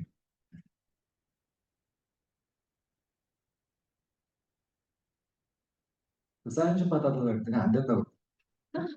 또 매니저랑 다 발견한다고. 그다음에 이제 그 기후 관련해서 결국은 항상 기후 전문가들은 행동하라고 해요. 그냥 말만 하지 말고 겁만 주지 말고 이제는 시민 스스로가 이제 행동을 해야 되는데 저는 좀 회의감이 드는 게 지금 우리가 행동한다고 해서 과연 이런 그 추세를 돌릴 수 있을까? 그렇죠. 너무 늦은 건 아닌가? 그리고 우리만 뭐 열심히 한다고 해서 그게 과연 가능할까? 중국하고 인도가 계속해서 화석연료 쓰고 그리고 최근에는 인도 사람들이 집집마다 에어컨을 달기 시작했대요. 그 15억 인구가 거기서 나오는 탄소, 그 전력 소모. 그렇다고 우리 그 사람들한테 지구 환경에 안 좋으니까 에어컨 쓰지 마세요. 이렇게 얘기할 수 없죠. 그렇죠. 그리고 선진국들이 그런 신재생 에너지 막 지원해줘야 돼요. 근데 지원해주겠습니까? 이 신재생 에너지 시장이 앞으로 뭐 수백서 수천조까지 될 텐데, 그러니까 이런 경제적인 그런 단기적인 이익 때문에 우리가 공멸할 수 있다는 걸 알면서도 제대로 된 진척이 일어나지 않고 있다는 거예요. 대표적인 게 검은 꽃길, 배달가는 파트가 이 기후 위기 상황이에요. 근데 중요한 거는 이제 뭐그 설문과 조사하면요, 뭐 전문가도 그렇고, 뭐 일반 국민도 그렇고, 한국 사회 가장 중요한 의제가 이제 기후 위기 되는 이런 것들이 나와요. 예. 그런데 그 문제는 그 이게 그 기후 위기에 대한 그런 공감, 인식은 하면서도 실제로 이제 행동으로 이어지지 않고 있다. 그래서 앞으로는 이제 그 기후 시민과 기후 행동 이게 국내 권리이자 의무로서 이걸 딱그 철학을 만들어 놓고 이런 부분은 이제 학교 교육에서도 아주 적극적으로 좀 추진해 나가야 된다. 제 그런 얘기고요. 그래서 뭐 이건 제 얘기는 아니지만 그 윤순진 교수님이라고 그 서울대 환경대학원 뭐 유퀴즈 출연했다고 자랑하시죠. 네. 그분이 그 지난 정부의 그 녹색성장위원회 그 위원장까지 하셨는데 이분이 이렇게 얘기를 하시더라고요. 일단 그 생태 감수성, 그다음에 기후 감수성, 그다음에 생태 시민성과 기후 시민성을 아이들한테 가르쳐야 된다. 여기도 써 있지만 이제 기후 변화 인식은 높지만 실천이 부족한 데 대한 관심을 둔 교육이 필요하고요. 그다음에 에너지 전환이 무엇이고 이게 어떤 의미를 갖고 있는지 그리고 어떤 방법으로 할 것인지 그리고 재생에너지를 어디에 어떻게 설치해야 되는지 그리고 밥상머리 교육도 중요하다고 그랬더라고요. 육식 줄이고 채식 줄이라. 그다음에 순환 경제가 어떤 거고 또 우리가 폐기물 관리는 어떻게 해야 되는지 등등등 이런 부분들이 조금 더 구체적이면서도 또 실제 행동으로 이어질 수 있도록 학교 교육에서 강조가 돼야 된다 이런 말씀을 하고 계십니다. 자, 그다음에 이제 AI가 계속해서 지금 뭐 교육에도 지금 적용이 되고 있는데 아마 지금 청소년들이 그 스마트폰에 입에 물고 태어났다는 얘기 하잖아요. 그러니까 지금 태어난 아이들은 AI, 특히 그 생성형 LLM을 입에 물고 태어난 이 아이들은 아마 유아기 때부터 이 인공지능과 함께 생활을 할 겁니다. 그리고 뭐 초등학교, 중학교, 고등학교는 할 것도 없고. 그러니까 뭐 사실 그 질문을 하겠죠. 질문하고 물어보고 그 AI가 답변을 이런 식으로 상호작용하면서 커갈 텐데 전 이게 계속 심화가 되면은 나중에는 결혼 배우자까지 부르는 것 같아요. 그렇죠. 그리고 AI랑 그 챗GPT랑 해보세요. 점점 챗GPT가 저에 대해서 잘 알아요. 네. 그러니까 내가 보기엔 너한테 맞는 배우자는 이러이러한 스타일. 지금 만나는 사람 내가 보기엔 아니고 이런 얘기까지 할 수 있다는 거죠.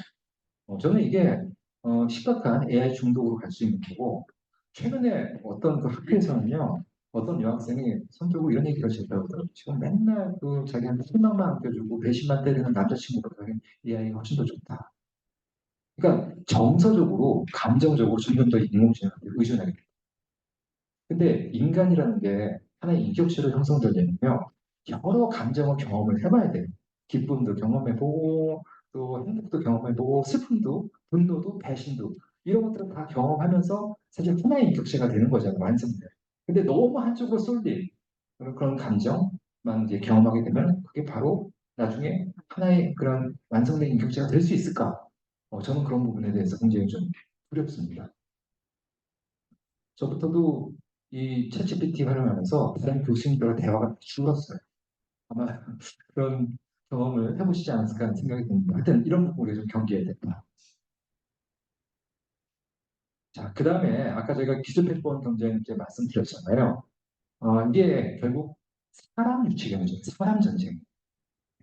그래서 지금 뭐 미국도 그렇고, 뭐 유럽도 그렇고, 일본도 그렇고, 지금 인재 뺏어오냐고 우리도 아닙니다. 중국도 마찬가지입니다. 그 작년인가 일본 기시다 정부가 그 일본 반도체 보완시키려고 정부 보조금 90조를 투입하겠다. 근데 저희 반도체 학과 교수님들 얘기가 쉽지 않아요. 어려울 거다. 아니 그 저력을 갖고 있는 일본이 반도체 한때 세계 시장을 주름잡던 일본이 이거 왜 못해? 가장 큰 이유가 뭔지 아세요? 일본이 반도체 산업 부활이 어려운 거. 왜일까요? 반도체 상관이 없어요. 그러니까 90년대 중반에 일본의 반도체 제조 생태계가 붕괴되면서 그때 숙련된 엔지니어 기술자, 개발자들이 전부 다 외국으로 나갔어요. 대만으로 가고 우리나라로 중국으로 가고 미국으로 가고 그리고 더 중요한 건 젊은 인력 양성을 안 했어요.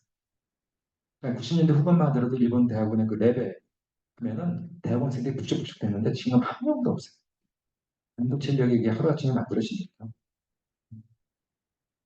근데 우리나라도 마찬가지. 그 작년에 그 예산 깎았잖아요. 뭐 교수들이야 영철이야 조금 이제 줄여가지고 아껴서 쓰면 돼요 효율적으로. 근데 대부분이 인건비예요 대학원생들.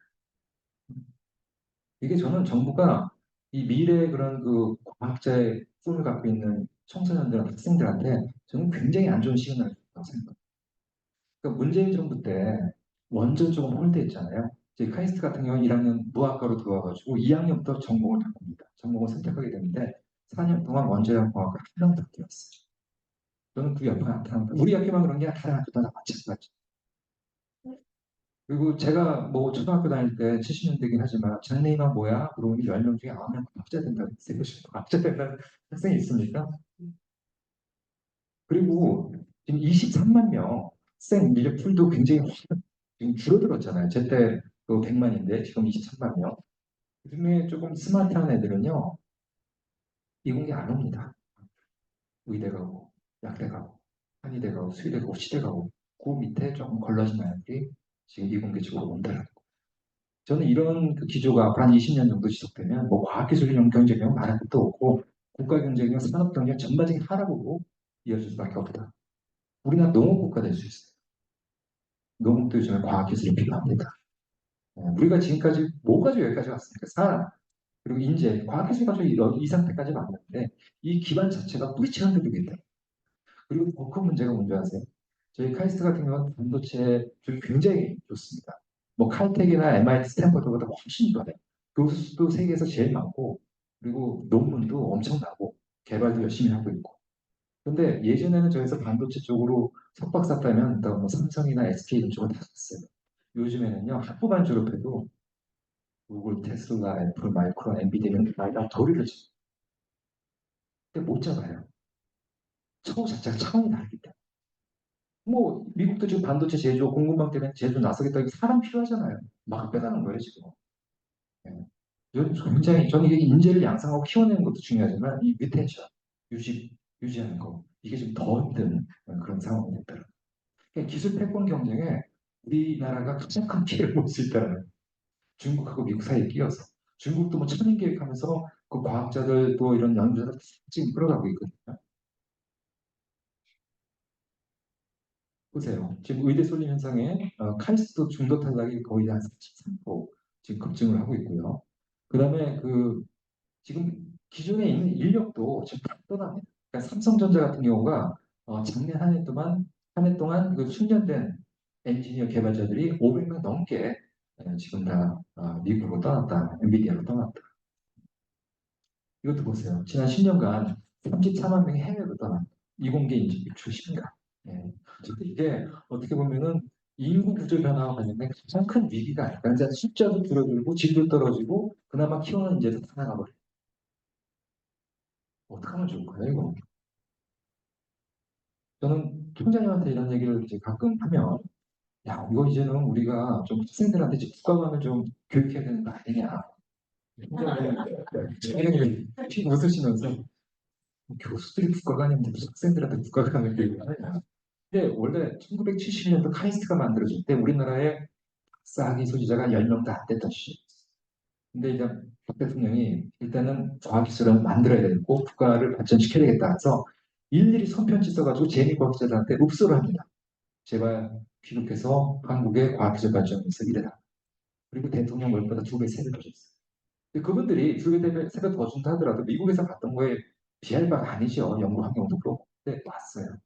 와가지고 열심히 일하고 후방 양성해서 한국과학기술원을 지금까지 만든 겁니다.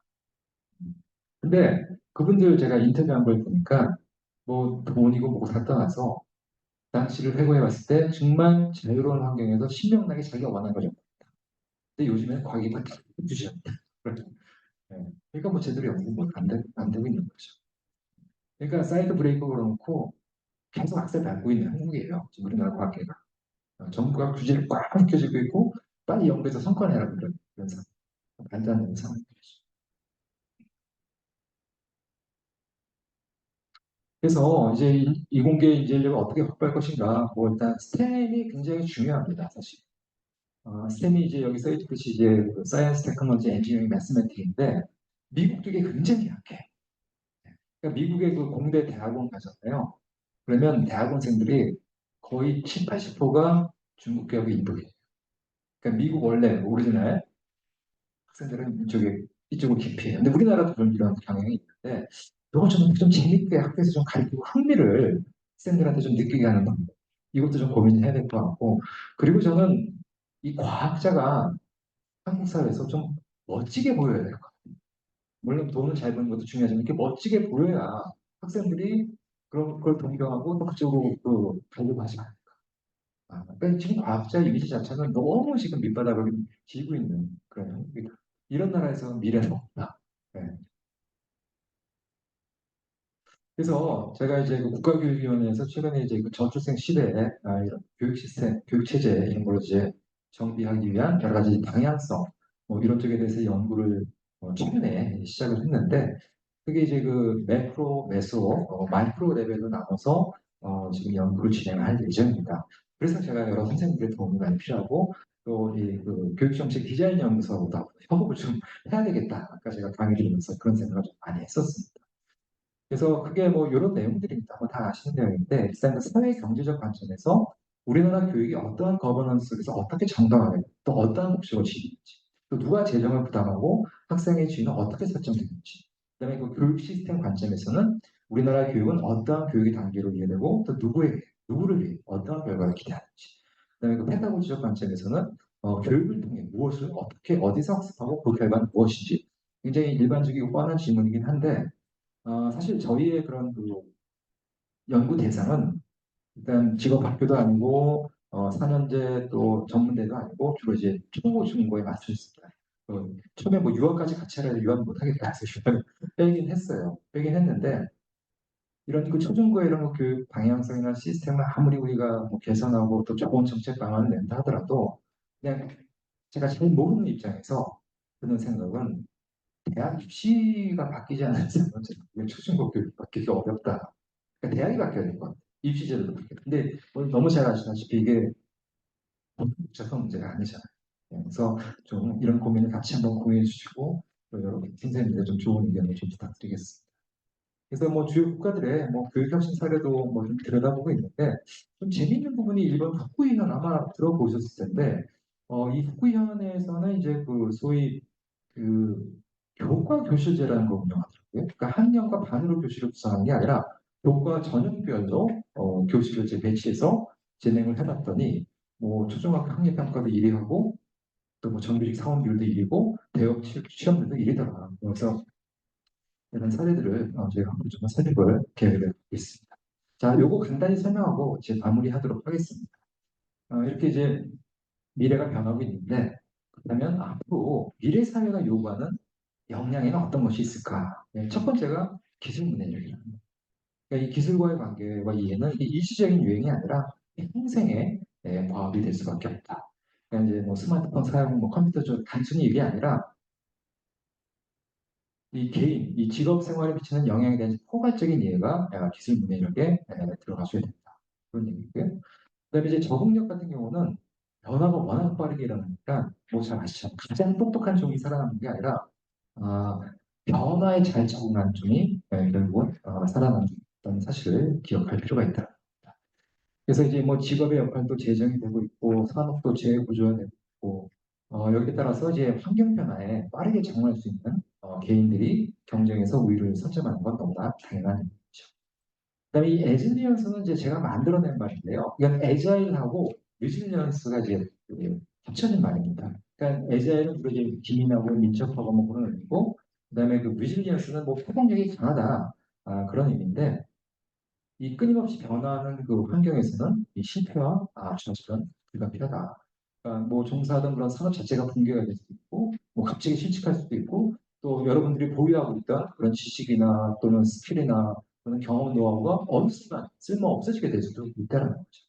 그래서 그럴 때 그냥 좌절하는 것이 아니라 이걸 극복하고 실패부터 배우고 또 도전을 기회로 전환할 수 있는 그런 정신적 강인함이 레질리언스다. 그다음에 창의력은 뭐 두말 하면 잔소리인데 그 저희 그 뇌바이오공학과의 그 정계성 교수님 아마 TV에서 가끔 보셨을 거예요. 그분이 그런 얘기를 하시더라고요. 이게 뇌가 뭔가 창의적으로 변하려면 익숙하지 않은 환경이 필요하다. 익숙하지 않는 환경에서 이 뇌가 자극을 받아서 뭔가 새로운 연결고리를 찾아내고 또 거기서 새로운 아이디어가 나온다. 근데 이걸 또 몸소 실천하신 분이 저희 이광현 총장. 그 혹시 아실지 모르겠지만 저희 총장님은 십수년째 TV를 거꾸로 놓고 보세요. 거꾸로 놓고. 그러니까 좀 익숙하지 않은 환경을 만들려고 해요. 거기서 뭔가 좀 창의성을 발휘해보려고. 그래서 제가 그 작년 12월에 이제 총장 공간에서 이제 식사를 하는데 공간도 TV를 거꾸로 이렇게 붙여놨더라고요. 근데 뉴스가 나오는데 뉴스에 자막 나오잖아요. 근데 자막이 이제 위에 뜨는데 총장님 저 자막 읽으실 줄 아세요? 줄줄줄 읽더라고. 그거 보면서 야 이젠 창의성 안 나오겠다. 익숙해진 거야. 좀 익숙하면 안 되는데 다시 이렇게 다시 뒤집어 놓던가 뭐 대각선 놓던가 변화를 줘야 된다. 그래서 뭔가 맨날 같은 공간에서 이제 공부하는 것 자체가 이렇게 창의력을 증진시키는 데 도움은 안 될 것 같은 생각이 듭니다. 그다음에 이제 그 공감 감성지능이라고 얘기하는데 이게 뭐 공감 능력이에요. 그냥 자신과 타인의 감정을 이해하고 발견하는. 근데 가끔 이제 저희 그 카이스트 학부생들이 이제 대학원에 들어올 때가 있는데 이런 얘기 좀 그렇지만 얘들 공감 능력이 너무 떨어져. 그러니까 다른 그 인문사 쪽 전공한 애들하고 섞이지 못해. 너무 이 하나에만 딱 갇혀 있고 매몰돼 있고 이게 뭐 그들끼리는 뭐 통화가 그러니까 소통이 되는지 모르겠는데 이 다른 영역에 있는 학생들은 전혀 소통이 안 돼. 공감 참 답답하다는 그런 느낌을 많이 받는데 하여튼 뭐 여러분 조직에서도 그 저기 직원들 간에 가끔 이제 공감력이 떨어진 사람들은 힘든 경우 한 번씩은 하시잖아요. 그래서 이런 부분도 앞으로 굉장히 중요한 하나의 역량이 되겠습니다.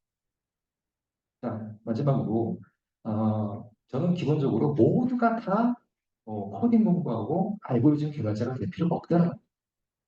제가 2004년 5년에 그 KT 경제경영소에 한 2년 정도 있었어요. 그때 그 미래사회연구센터라는 게 만들어지면서 제가 창립 멤버로 들어갔는데 뭐 미래를 연구하는 게 아니라 저는 2년 동안 주장창 들었던 소리가 인프라는 우리가 닦았는데 KT가 닦았는데 돈 되게 많다고 해요. 그러니까 과거의 인터넷이 그랬듯이 저는 이런 그 인공지능이나 빅데이터도 하나의 그 범용 기술을 착용하는 공공적인 보편지. 네, 그래서 중요한 거는 이러한 그 범용 기술, 공공적 보편지를 활용해 가지고 뭔가 부가가치를 만들어내고 새로운 산업 모델을 비즈니스 모델을 발굴하는 이게 더 중요한 거라는 거죠. 그래서 사실은 그 뭐 기술 감수성이라는 표현도 하는데 그 카이스트 공대 교수님도 그렇고 학생들도 그렇고 그 사람들은 거의 완전히 기술 지상주의에 쩔어 있는 사람. 기술만 좋으면 다 된다라고 보는 전혀 그렇지가 않습니다. 아무리 기술이 좋다 하더라도 그 사회가 그 기술을 수용하지 않고 시장에서 상업성이 없으면 시장적인 기술들이 너무너무 많아요. 그래서 제가 항상 그 교수님들한테 학생들 그 기술 교육, 그 과학기술 교육 시킬 때 좀 이런 그 감수성도 같이 좀 교육시켜라. 그리고 윤리적인 문제도 같이 교육시켜야 된다. 그렇게 이제 주장을 하는데 그 교수님들 돌아온 답변이 서 교수, 뭐 기술 감수성이라는 건 무슨 얘기인지는 알겠는데 이거 교육한다고 되는 거 아니야? 풀어놔야지. 이렇게 그냥 무시해버리시더라고요. 그런 부분이 좀 안타깝긴 합니다. 자, 마지막입니다. 예.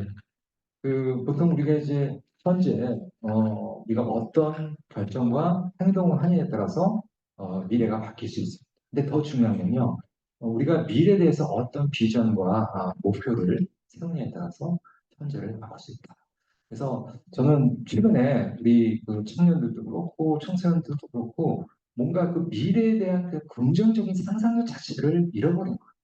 그러니까 대부분의 이건 미래에 대해서 어떻게 생각해? 미래의 비전이 있어? 아니면 미래의 이미지가 어때? 그럼 대부분 부정적. 그래서 저는 뭔가 좀 학생들이 미래에 대한 좀 긍정적인 상상력을 계속 좀 발휘하면서 꿈을 가지면서 뭔가 목표가 있어야 또 오늘 현재를 바꿀 수 있지 않겠나 이런 말씀 드리면서 제 발제 마치도록 하겠습니다. 장시간 경청해 주셔서 감사합니다.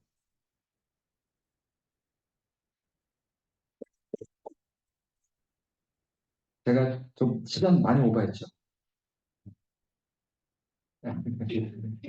혹시 뭐 질문도 좋고요. 네, 질문도 좋고 코멘트 해주시면 더 좋고.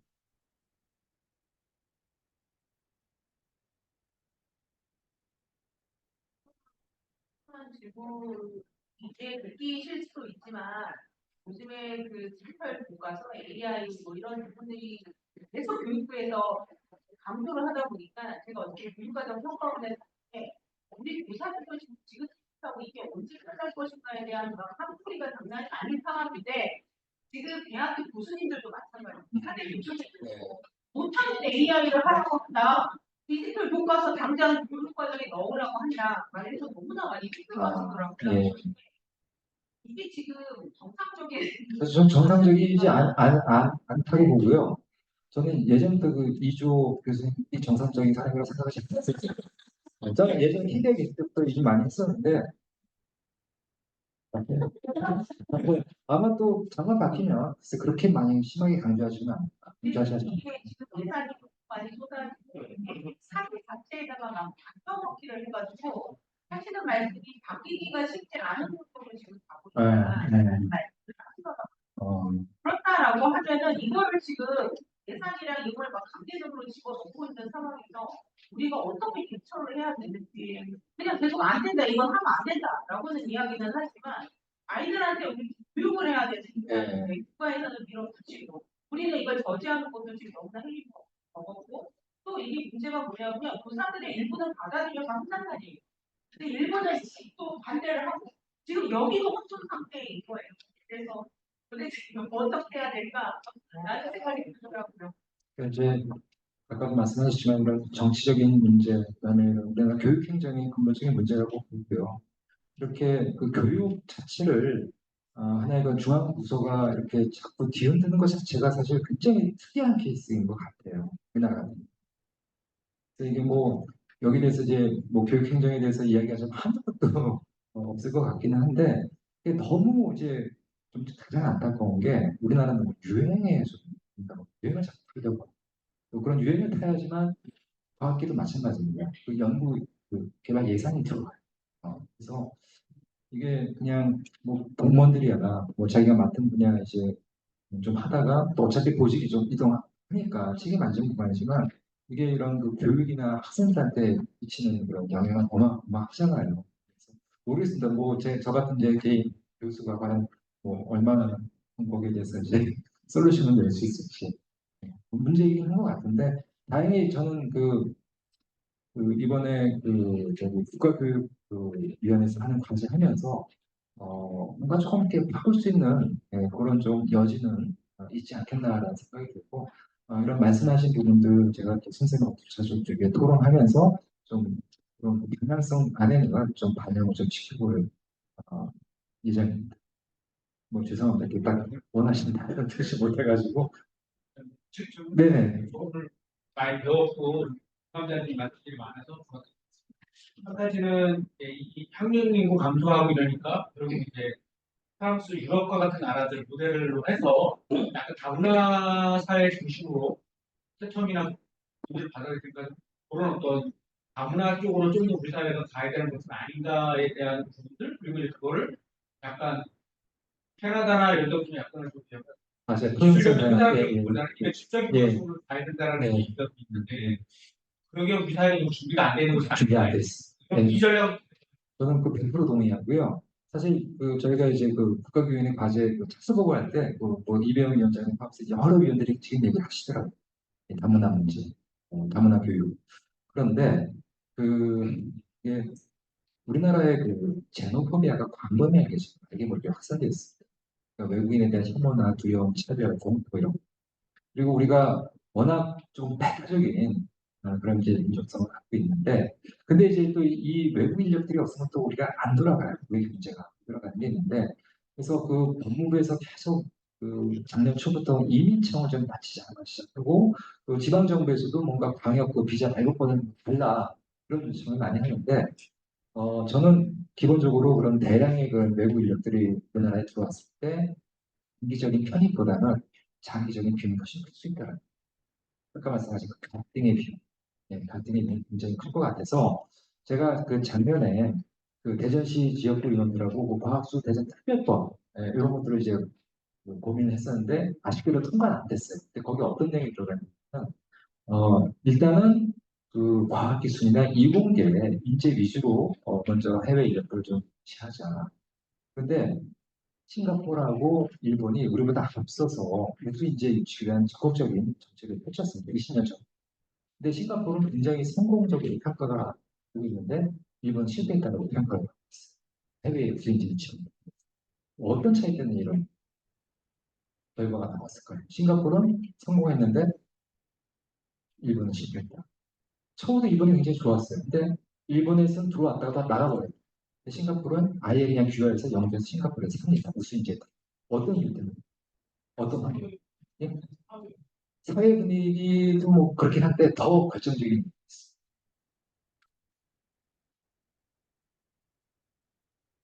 영어예요, 영어. 예, 싱가포르하고 뭐 네덜란드하고 그다음에 스위스 같은 나라 영어를 거의 공용으로 쓰다시피 해요. 근데 우수한 인재일수록 영어에 굉장히 익숙합니다. 그러니까 그냥 빨아들이는 거예요, 블랙홀처럼. 싱가포르의 반도체 장비, 아니 저기 네덜란드 반도체 장비 업체 AMSL 같은 40%가 외국인. 그렇게 지금 경제가 스위스도 마찬가지. 근데 일본하고 우리가 굉장히 구조적인 문제점을 갖고 있다는 거죠. 그래서 아예 조금 학수가 있는 아이들 좀 어릴 때부터 중학교, 고등학교 때부터 데려다가 한국어 문화도 한국어도 교육시키고 문화도 교육시켜서 대학 진학시켜서 우리 인재를 좀 활용하자. 그 내용이 그 법안에 이제 들어가 있었던 거죠. 그러니까 내전 지역에 뭐 과학고, 영재고 뭐 이런 것들이 있으니 뭐좀 확장을 해서. 근데 또 그런 얘기를 했더니 또 어떤 분들은 그 왜 우리 세금으로 다른 나라 애들 좀 공부시키냐. 또 그렇게 좀 비판하시는 분들이 있는데 우리 인재로 활용하면 괜찮은 거거든요, 사실. 그리고 제가 작년에 이집트 유월대를 한번 갔었는데 거기 이제 카이스트 같은 이제 과학기술원 대학 만들어주는 건데 카이로 대학을 방문했었어요. 근데 우리가 또 선진국이고 또 이제 선진국에서 걔도 원주하는 입장으로 사실 어깨에 힘주고 가는데 카이로 대학교 이렇게 그 공간 창가에 큰 초상화가 몇 개가 걸려 있는 거예요. 그래서 이 사람들이 누구냐? 노벨상 수상자. 우리나라 한 명도 갑자기 이제 경상도들 경상도들 그러니까 거기 중동 쪽이나 이런 인도도 말할 것도 없고 걔네 상위 1, 2, 3%에는 들어가 어디 갔다 상위 1, 2, 3% 안에 들어갑니다. 근데 뭐 그건 이제 우수인재들 대상으로 한 거고 그 외에 뭐 나 가정 자녀들도 당연히 이제 우리가 이제 끌어내서 우리 사회 이제 잘 이제 조화가 될 수 있는 그런 인재로 뭐 만들어 내야겠죠.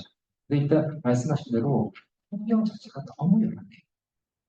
그 인프라라는 거는 뭐 그런 우리가 알고 있는 하단 인프라 외에도 우리의 그런 인식 가치관, 그다음에 그 외국인들이 함께 살아갈 수 있는 여러 가지 또 뭐 환경들, 가족들과의 또 관계, 뭐 이런 것들이 아직은 우리는 아라비아보다도 떨어진다라고 국제 평가에 나오고 있어요.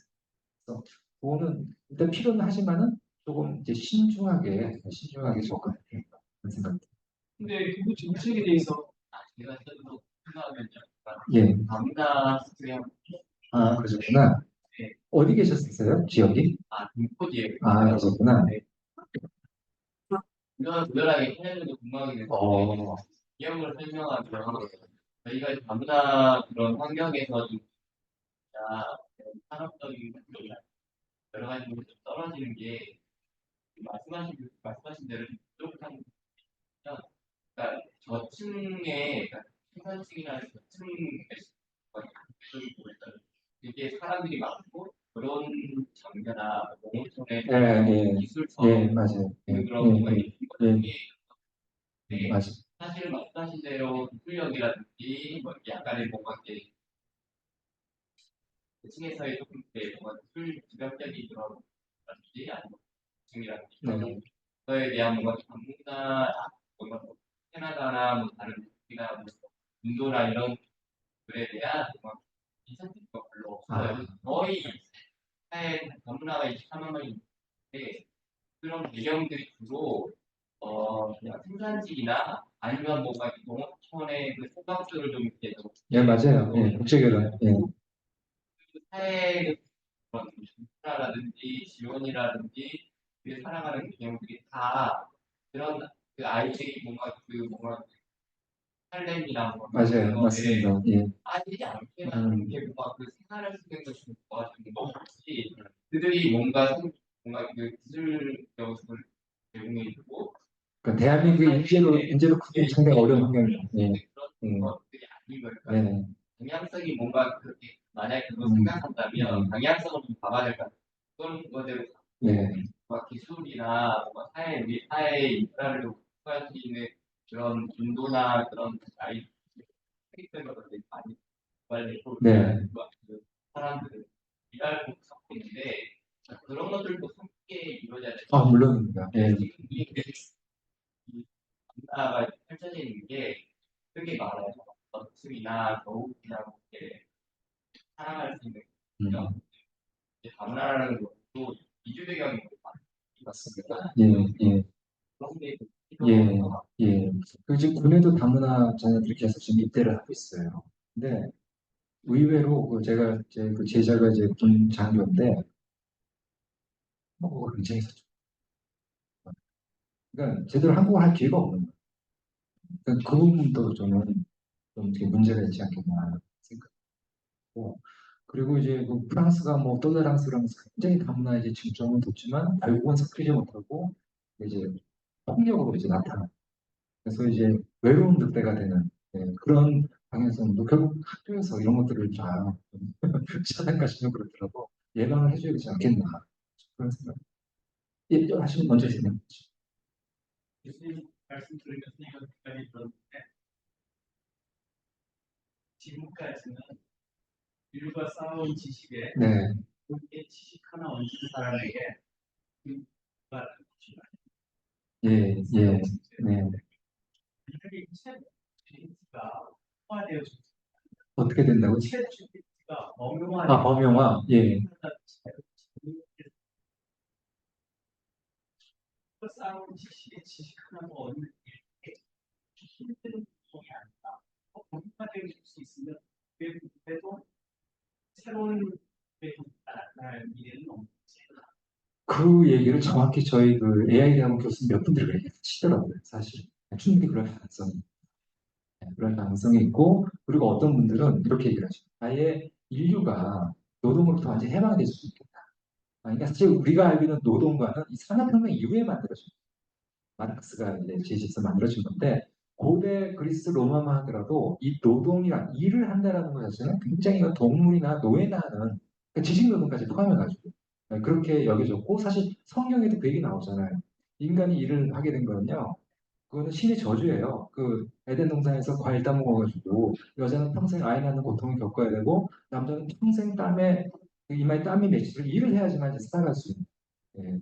이제 이런 것들이 이제 지금 그 산업혁명이 넘어오면서 이제 바뀌기 시작했는데 이 AI 특히 그 생성형 챗 GPT 이런 그 LLM이 등장하면서 뭔가 이런 그 노동에 대한 그런 그 관점도 바뀌게 되고 그리고 말씀하신 대로 그런 그 부의 분배 문제도 아마 커다란 변혁이 일어나지 않겠냐.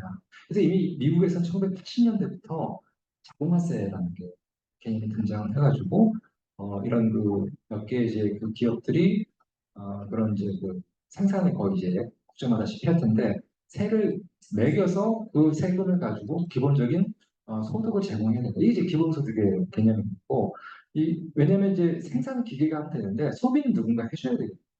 그래서 그 소비를 할 수 있도록 기본소득을 줘서 기업이 뭔가 이익을 내고 또 그거 가지고 세금을 낼 수 있는 이제 이런 구조로 가야 된다.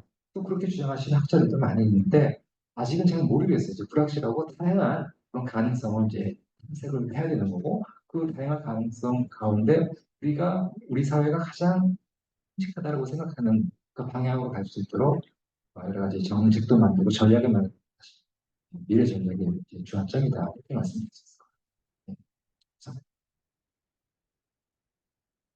같아요. 선생님이 요즘 말씀 주셨는데 다문화를 좀 제가 나중에 저희 학교에 다문화가 얼마나 많은지 몰랐어요. 예, 네명 중에 한 명이 다문화였어요. 그래요. 같이 가서. 네. 그렇게 많아. 물론 꼴짝이 되는 학교다 보니까 좀 네. 교육이기 때문에 다문화 정책을 주시는 정부가 그래가지고 이름을 숫자 이제 약간 캐나다 이야기를 하시고 이스라엘 이야기를 하시고 그것에 대한 어떤 전격적으로 한마디로 교육해보면 문화자본으로서의 그런 문화정책이 크지만 예, 그동안에 방금 말씀하신 문화정책 생산자에서 최하층의 생산자로 모았는데 비록 그런 사람들이 왔다 할지라도 캐나다나 이스라엘이나 그런 나라들이 성공할 수밖에 없었던 건 그들에게 그 일자리만 주는 것이 아니라 그들의 언어와 문화를 예, 학교에 예, 그 사람들이 생산직으로 일하는 것이 아니라 학교에 가서 그 나라의 언어를 갖추시는 사람은 교사선생님입니다. 생산직보다는 교사의 위치가 높고 그들이 계속 가서 그 사회 그 학교에 가서 자기 나라 문화 언어를 갖추고 그 사람들 커뮤니티를 만들어서 활동을 하다 보니까 적어도 그 다문화 아이들 민주 배경자들의 위치가 위상이 올라가면서 그들이 그 지역사회에서 커뮤니티를 형성하고 국제사회 경쟁이 생겼을 때 국가가 나서는 게 아니라 이 커뮤니티가 국가의 경쟁을 해결하는 문화자본으로서의 정책이 저는 살짝 그러다 보니까 지금 우리는 교육에서 이 문화자본으로서의 정책을 펼치지 않더라고요. 근데 누가 할 수 있는 제일 좋은가? 예, 예, 예, 이게 하나의 예, 예. 너무너무 좋은 말씀 해주셔서 감사드리고요. 사실 우리나라에 그냥 다문화 정책이 있었을까? 이민 정책이 있었을까? 대부분 노동 정책이 있어요. 노동 정책. 노동 정책의 일환으로 외국인을 바라봤던 거죠. 인력 정책으로. 일단 그것부터 지금 바뀌어야 되는 거고, 지금 우리나라에서 그 226개 지방자치단체 중에 다문화 외국 인구가 가장 많은 지자체가 어딘지 아십니까? 혹시? 저도 안산인 줄 알았는데 안산이 아니고 전라도 아니고요. 충북에 있어요. 충북 음성. 거기 15%예요. 전체 인구 가운데 15%가 외국인이에요. 그러니까 거기 외국인 공장이 안 들어갑니다. 외국인. 그래서 제가 그 충북의 음성 가서 인터뷰를 했어요. 그냥 전 당연히 여기 외국인들에 대한 제노고비가 있을 거다. 이런 인식을 가지고 그 음성 그 다운타운 한가운데 가서 그 택시 운전 하시는 분들한테 인터뷰를 했더니 굉장히 뜻밖의 대답이 나왔어요. 우리 저기 외국인들 없으면 우리 지역 경제 안 돌아가요. 상생해야죠. 깜짝 놀랐어요.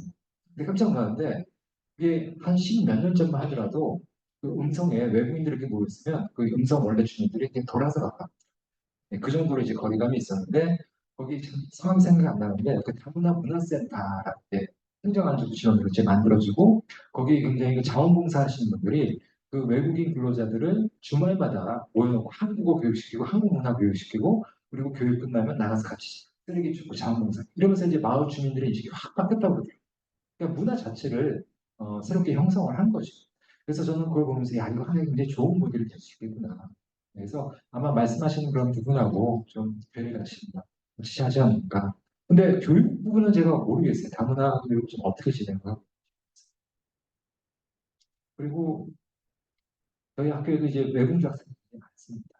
많이 있는데 참 교수님들도 외국 교수님들 많고, 그러니까 외국 교수님들 많이 채용하면 그 학교 랭킹 올라가거든요. 그냥 가산점 받아가지고. 근데 그 음성 같은 데 이제 제가 외국인들하고 인터뷰할 때 한국말 되게 잘해요. 그 사람들한테 이게 생존 언어거든요. 근데 그 저희 학교에는 그 외국인 교수님들 절대 한국말 안 배워요. 놈들. 그래서 일단 학과에 한 명 외국인 교수가 오잖아요. 그럼 모든 게 다 바뀌어요. 학과 사무실에서도 영어로 써야 되고 교수 회의 때도 영어로 해야 되고 그리고 심지어 점심 때 밥 먹으러 나가서도 이제 영어로 얘기하면서 밥을 먹어야 되니까 불편한 거야. 그러면서 조금씩 안 되고 나가. 그러다 보니까 이 사람이 이제 딸을 느끼면서 한 2년 있다 나가버리더라고요. 좀 배우지 않는 거죠. 절대 안 보려고 그래요. 하여튼 그래서 저는 일단 한국어 교육 굉장히 중요한 거, 한국 문화에 대한 굉장히 중요한 거. 또 아까 말씀하신 대로 우리 사회에 살면서 나름대로 한국인의 그런 그 정체성 이런 것들을 자랑스러워하는 좀 이런 그 이미지들이 만들어져야 저들 때는 좀 다문화 사회가 구성이 될 수 있지 않겠나 그런 생각. 예, 혹시 뭐 또 다른 질문 있으시면 저한테 이메일 보내주시면 제가 언제든지 답변 드리도록 하겠습니다. 그리고 제가 그 국가교육위원회 그 과제에 또 같이 좀 도와주시면 감사하겠습니다. 네, 저희 예, 연구소가 있나? 저 연구소가 있는지 몰랐어요. 이렇게. 네. 예, 제가 자본비는 듣게 드리도록 하겠습니다. 예, 하여튼 뭐 장시간 좋은 질문 감사드리고 코멘트 감사드립니다. 예.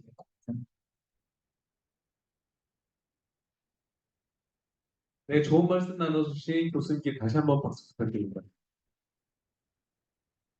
네. 원래 저희 한 10분부터 이렇게 소감 나눌 시간을 가지려고 했는데 저희가 시간 관계상 딱 한 분만 소감 이야기를 듣고 소장님한테 닿는 말씀 부탁드리려고 합니다.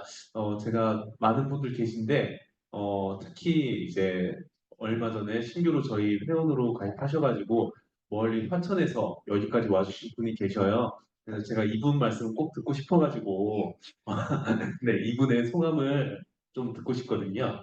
준비가 안 되셨겠지만 네, 준비가 안 됐습니다. 네.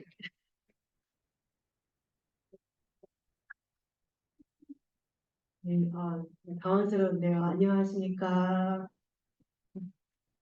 저는 강원도 화천교육지원청에서 장학사로 일하고 있는 김이영이라고 합니다. 반갑습니다. 사실은 제가 9월 1일자로 철원교육지원청으로 발령이 나서 예, 철원에서 근무를 하게 됐습니다.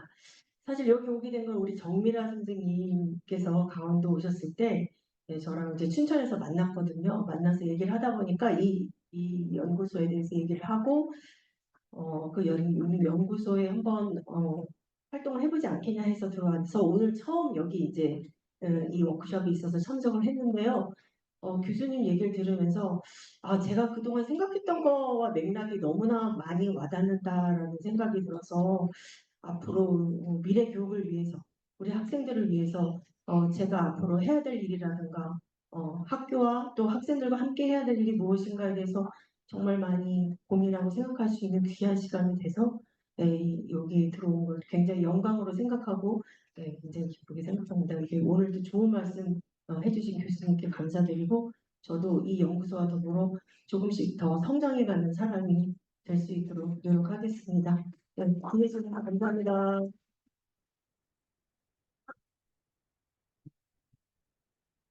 네. 혹시 오늘 처음으로 이렇게 오프 모임에 와주신 분 계시면은 손 들어주시면 저희가 좀, 네, 부담스러우시겠지만 마이크 넘기시고 그냥 자기소개만 해주셔도 되거든요. 네. 혼란된 거 진짜 네네. 네, 안녕하세요. 네, 그 세종에서 정책기획과 사무사 하다가 지금은 교원대 파견 나간 도미나라고 합니다. 만나게 돼서 감사합니다. 반갑습니다. 네, 안녕하세요. 저는 세종시에서 새로운초등학교에서 근무하고 있는 교사 이유진이라고 합니다. 반갑습니다.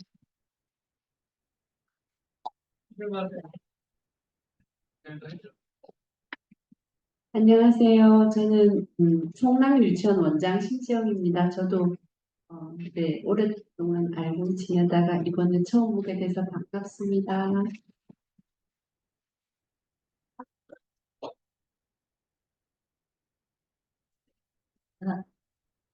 안녕하세요. 저는 인천에 있는 을신초등학교에서 장학사도 아니고 원장 선생님도 아니고 그냥 방과 후 부장을 하고 있어요. 네. 그래서 그냥 이런 정책 연구하는 곳이 있다 그래서 한번 가입을 해봤는데 항상 이렇게 카톡을 보면서 이런 많은 걸 선생님들이 하고 계시단 말이야. 그래서 매번 깜짝깜짝 놀라요. 아침부터 저녁 늦게까지. 그래서 어떤 곳인가 궁금해서 왔습니다. 반갑습니다. 이소희입니다.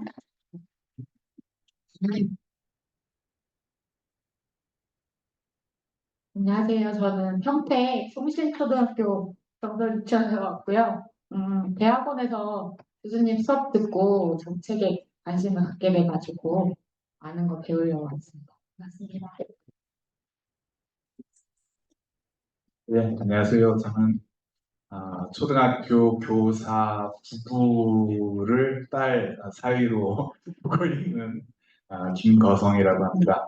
전에 2014년부터 4년 동안 경기도교육청 감사관 활동을 했었고, 그 이후에 뭐 공직을 좀 더 하다가 지금은 국교위 말 많은 그 미래 비전 만드는 중장기 교육발전위원회 전문위원으로 참여를 하고 골치를 앓고 있습니다. 한마디만 드리면은 아까 이제 교수님 말씀하셨던 내용하고도 연결이 되는데 미래 사회에 대한 비전이 정말 이 교육에서 있는가 이런 큰 고민, 작은 고민들, 교육 과정이나 자잘한 어떤 정책이나 행정이나 뭐 여러 가지가 있지만은 그러한 것들을 크게 아우르는 어떤 큰 비전 이게 있는가. 그래서 미래에 대해서 교육이 희망의 어떤 바탕, 희망의 근거가 될 수 있는지에 대한 고민을 좀 했으면 하는 생각이고요. 교육 디자인 연구소에 대해서는 이제 정밀한 강권으로 오늘 뽑아야 된다 그래서 예, 왔습니다. 그 큰 고민에 대해서 함께 좀 앞으로 함께 나눴으면 좋겠습니다. 고맙습니다.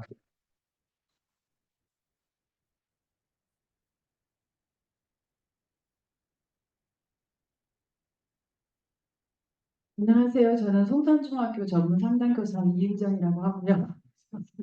네, 처음 뵙네. 네, 처음 올해 가입해서 됐고요. 네.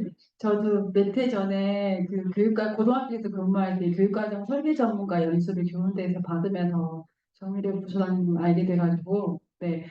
되게 도전적이면서도 제가 존경하는 업무들을 많이 하셔가지고 네. 어, 그런 것도 했는데 이런 연구소 부소장님이시더라고요. 그래서 저도 함께 하고 싶어서 또 왔는데 와보니까 너무 대단한 분들이 많으셔가지고 네. 배우면서 따라가려면 오랜 시간이 걸리지 않을까 싶습니다. 감사합니다.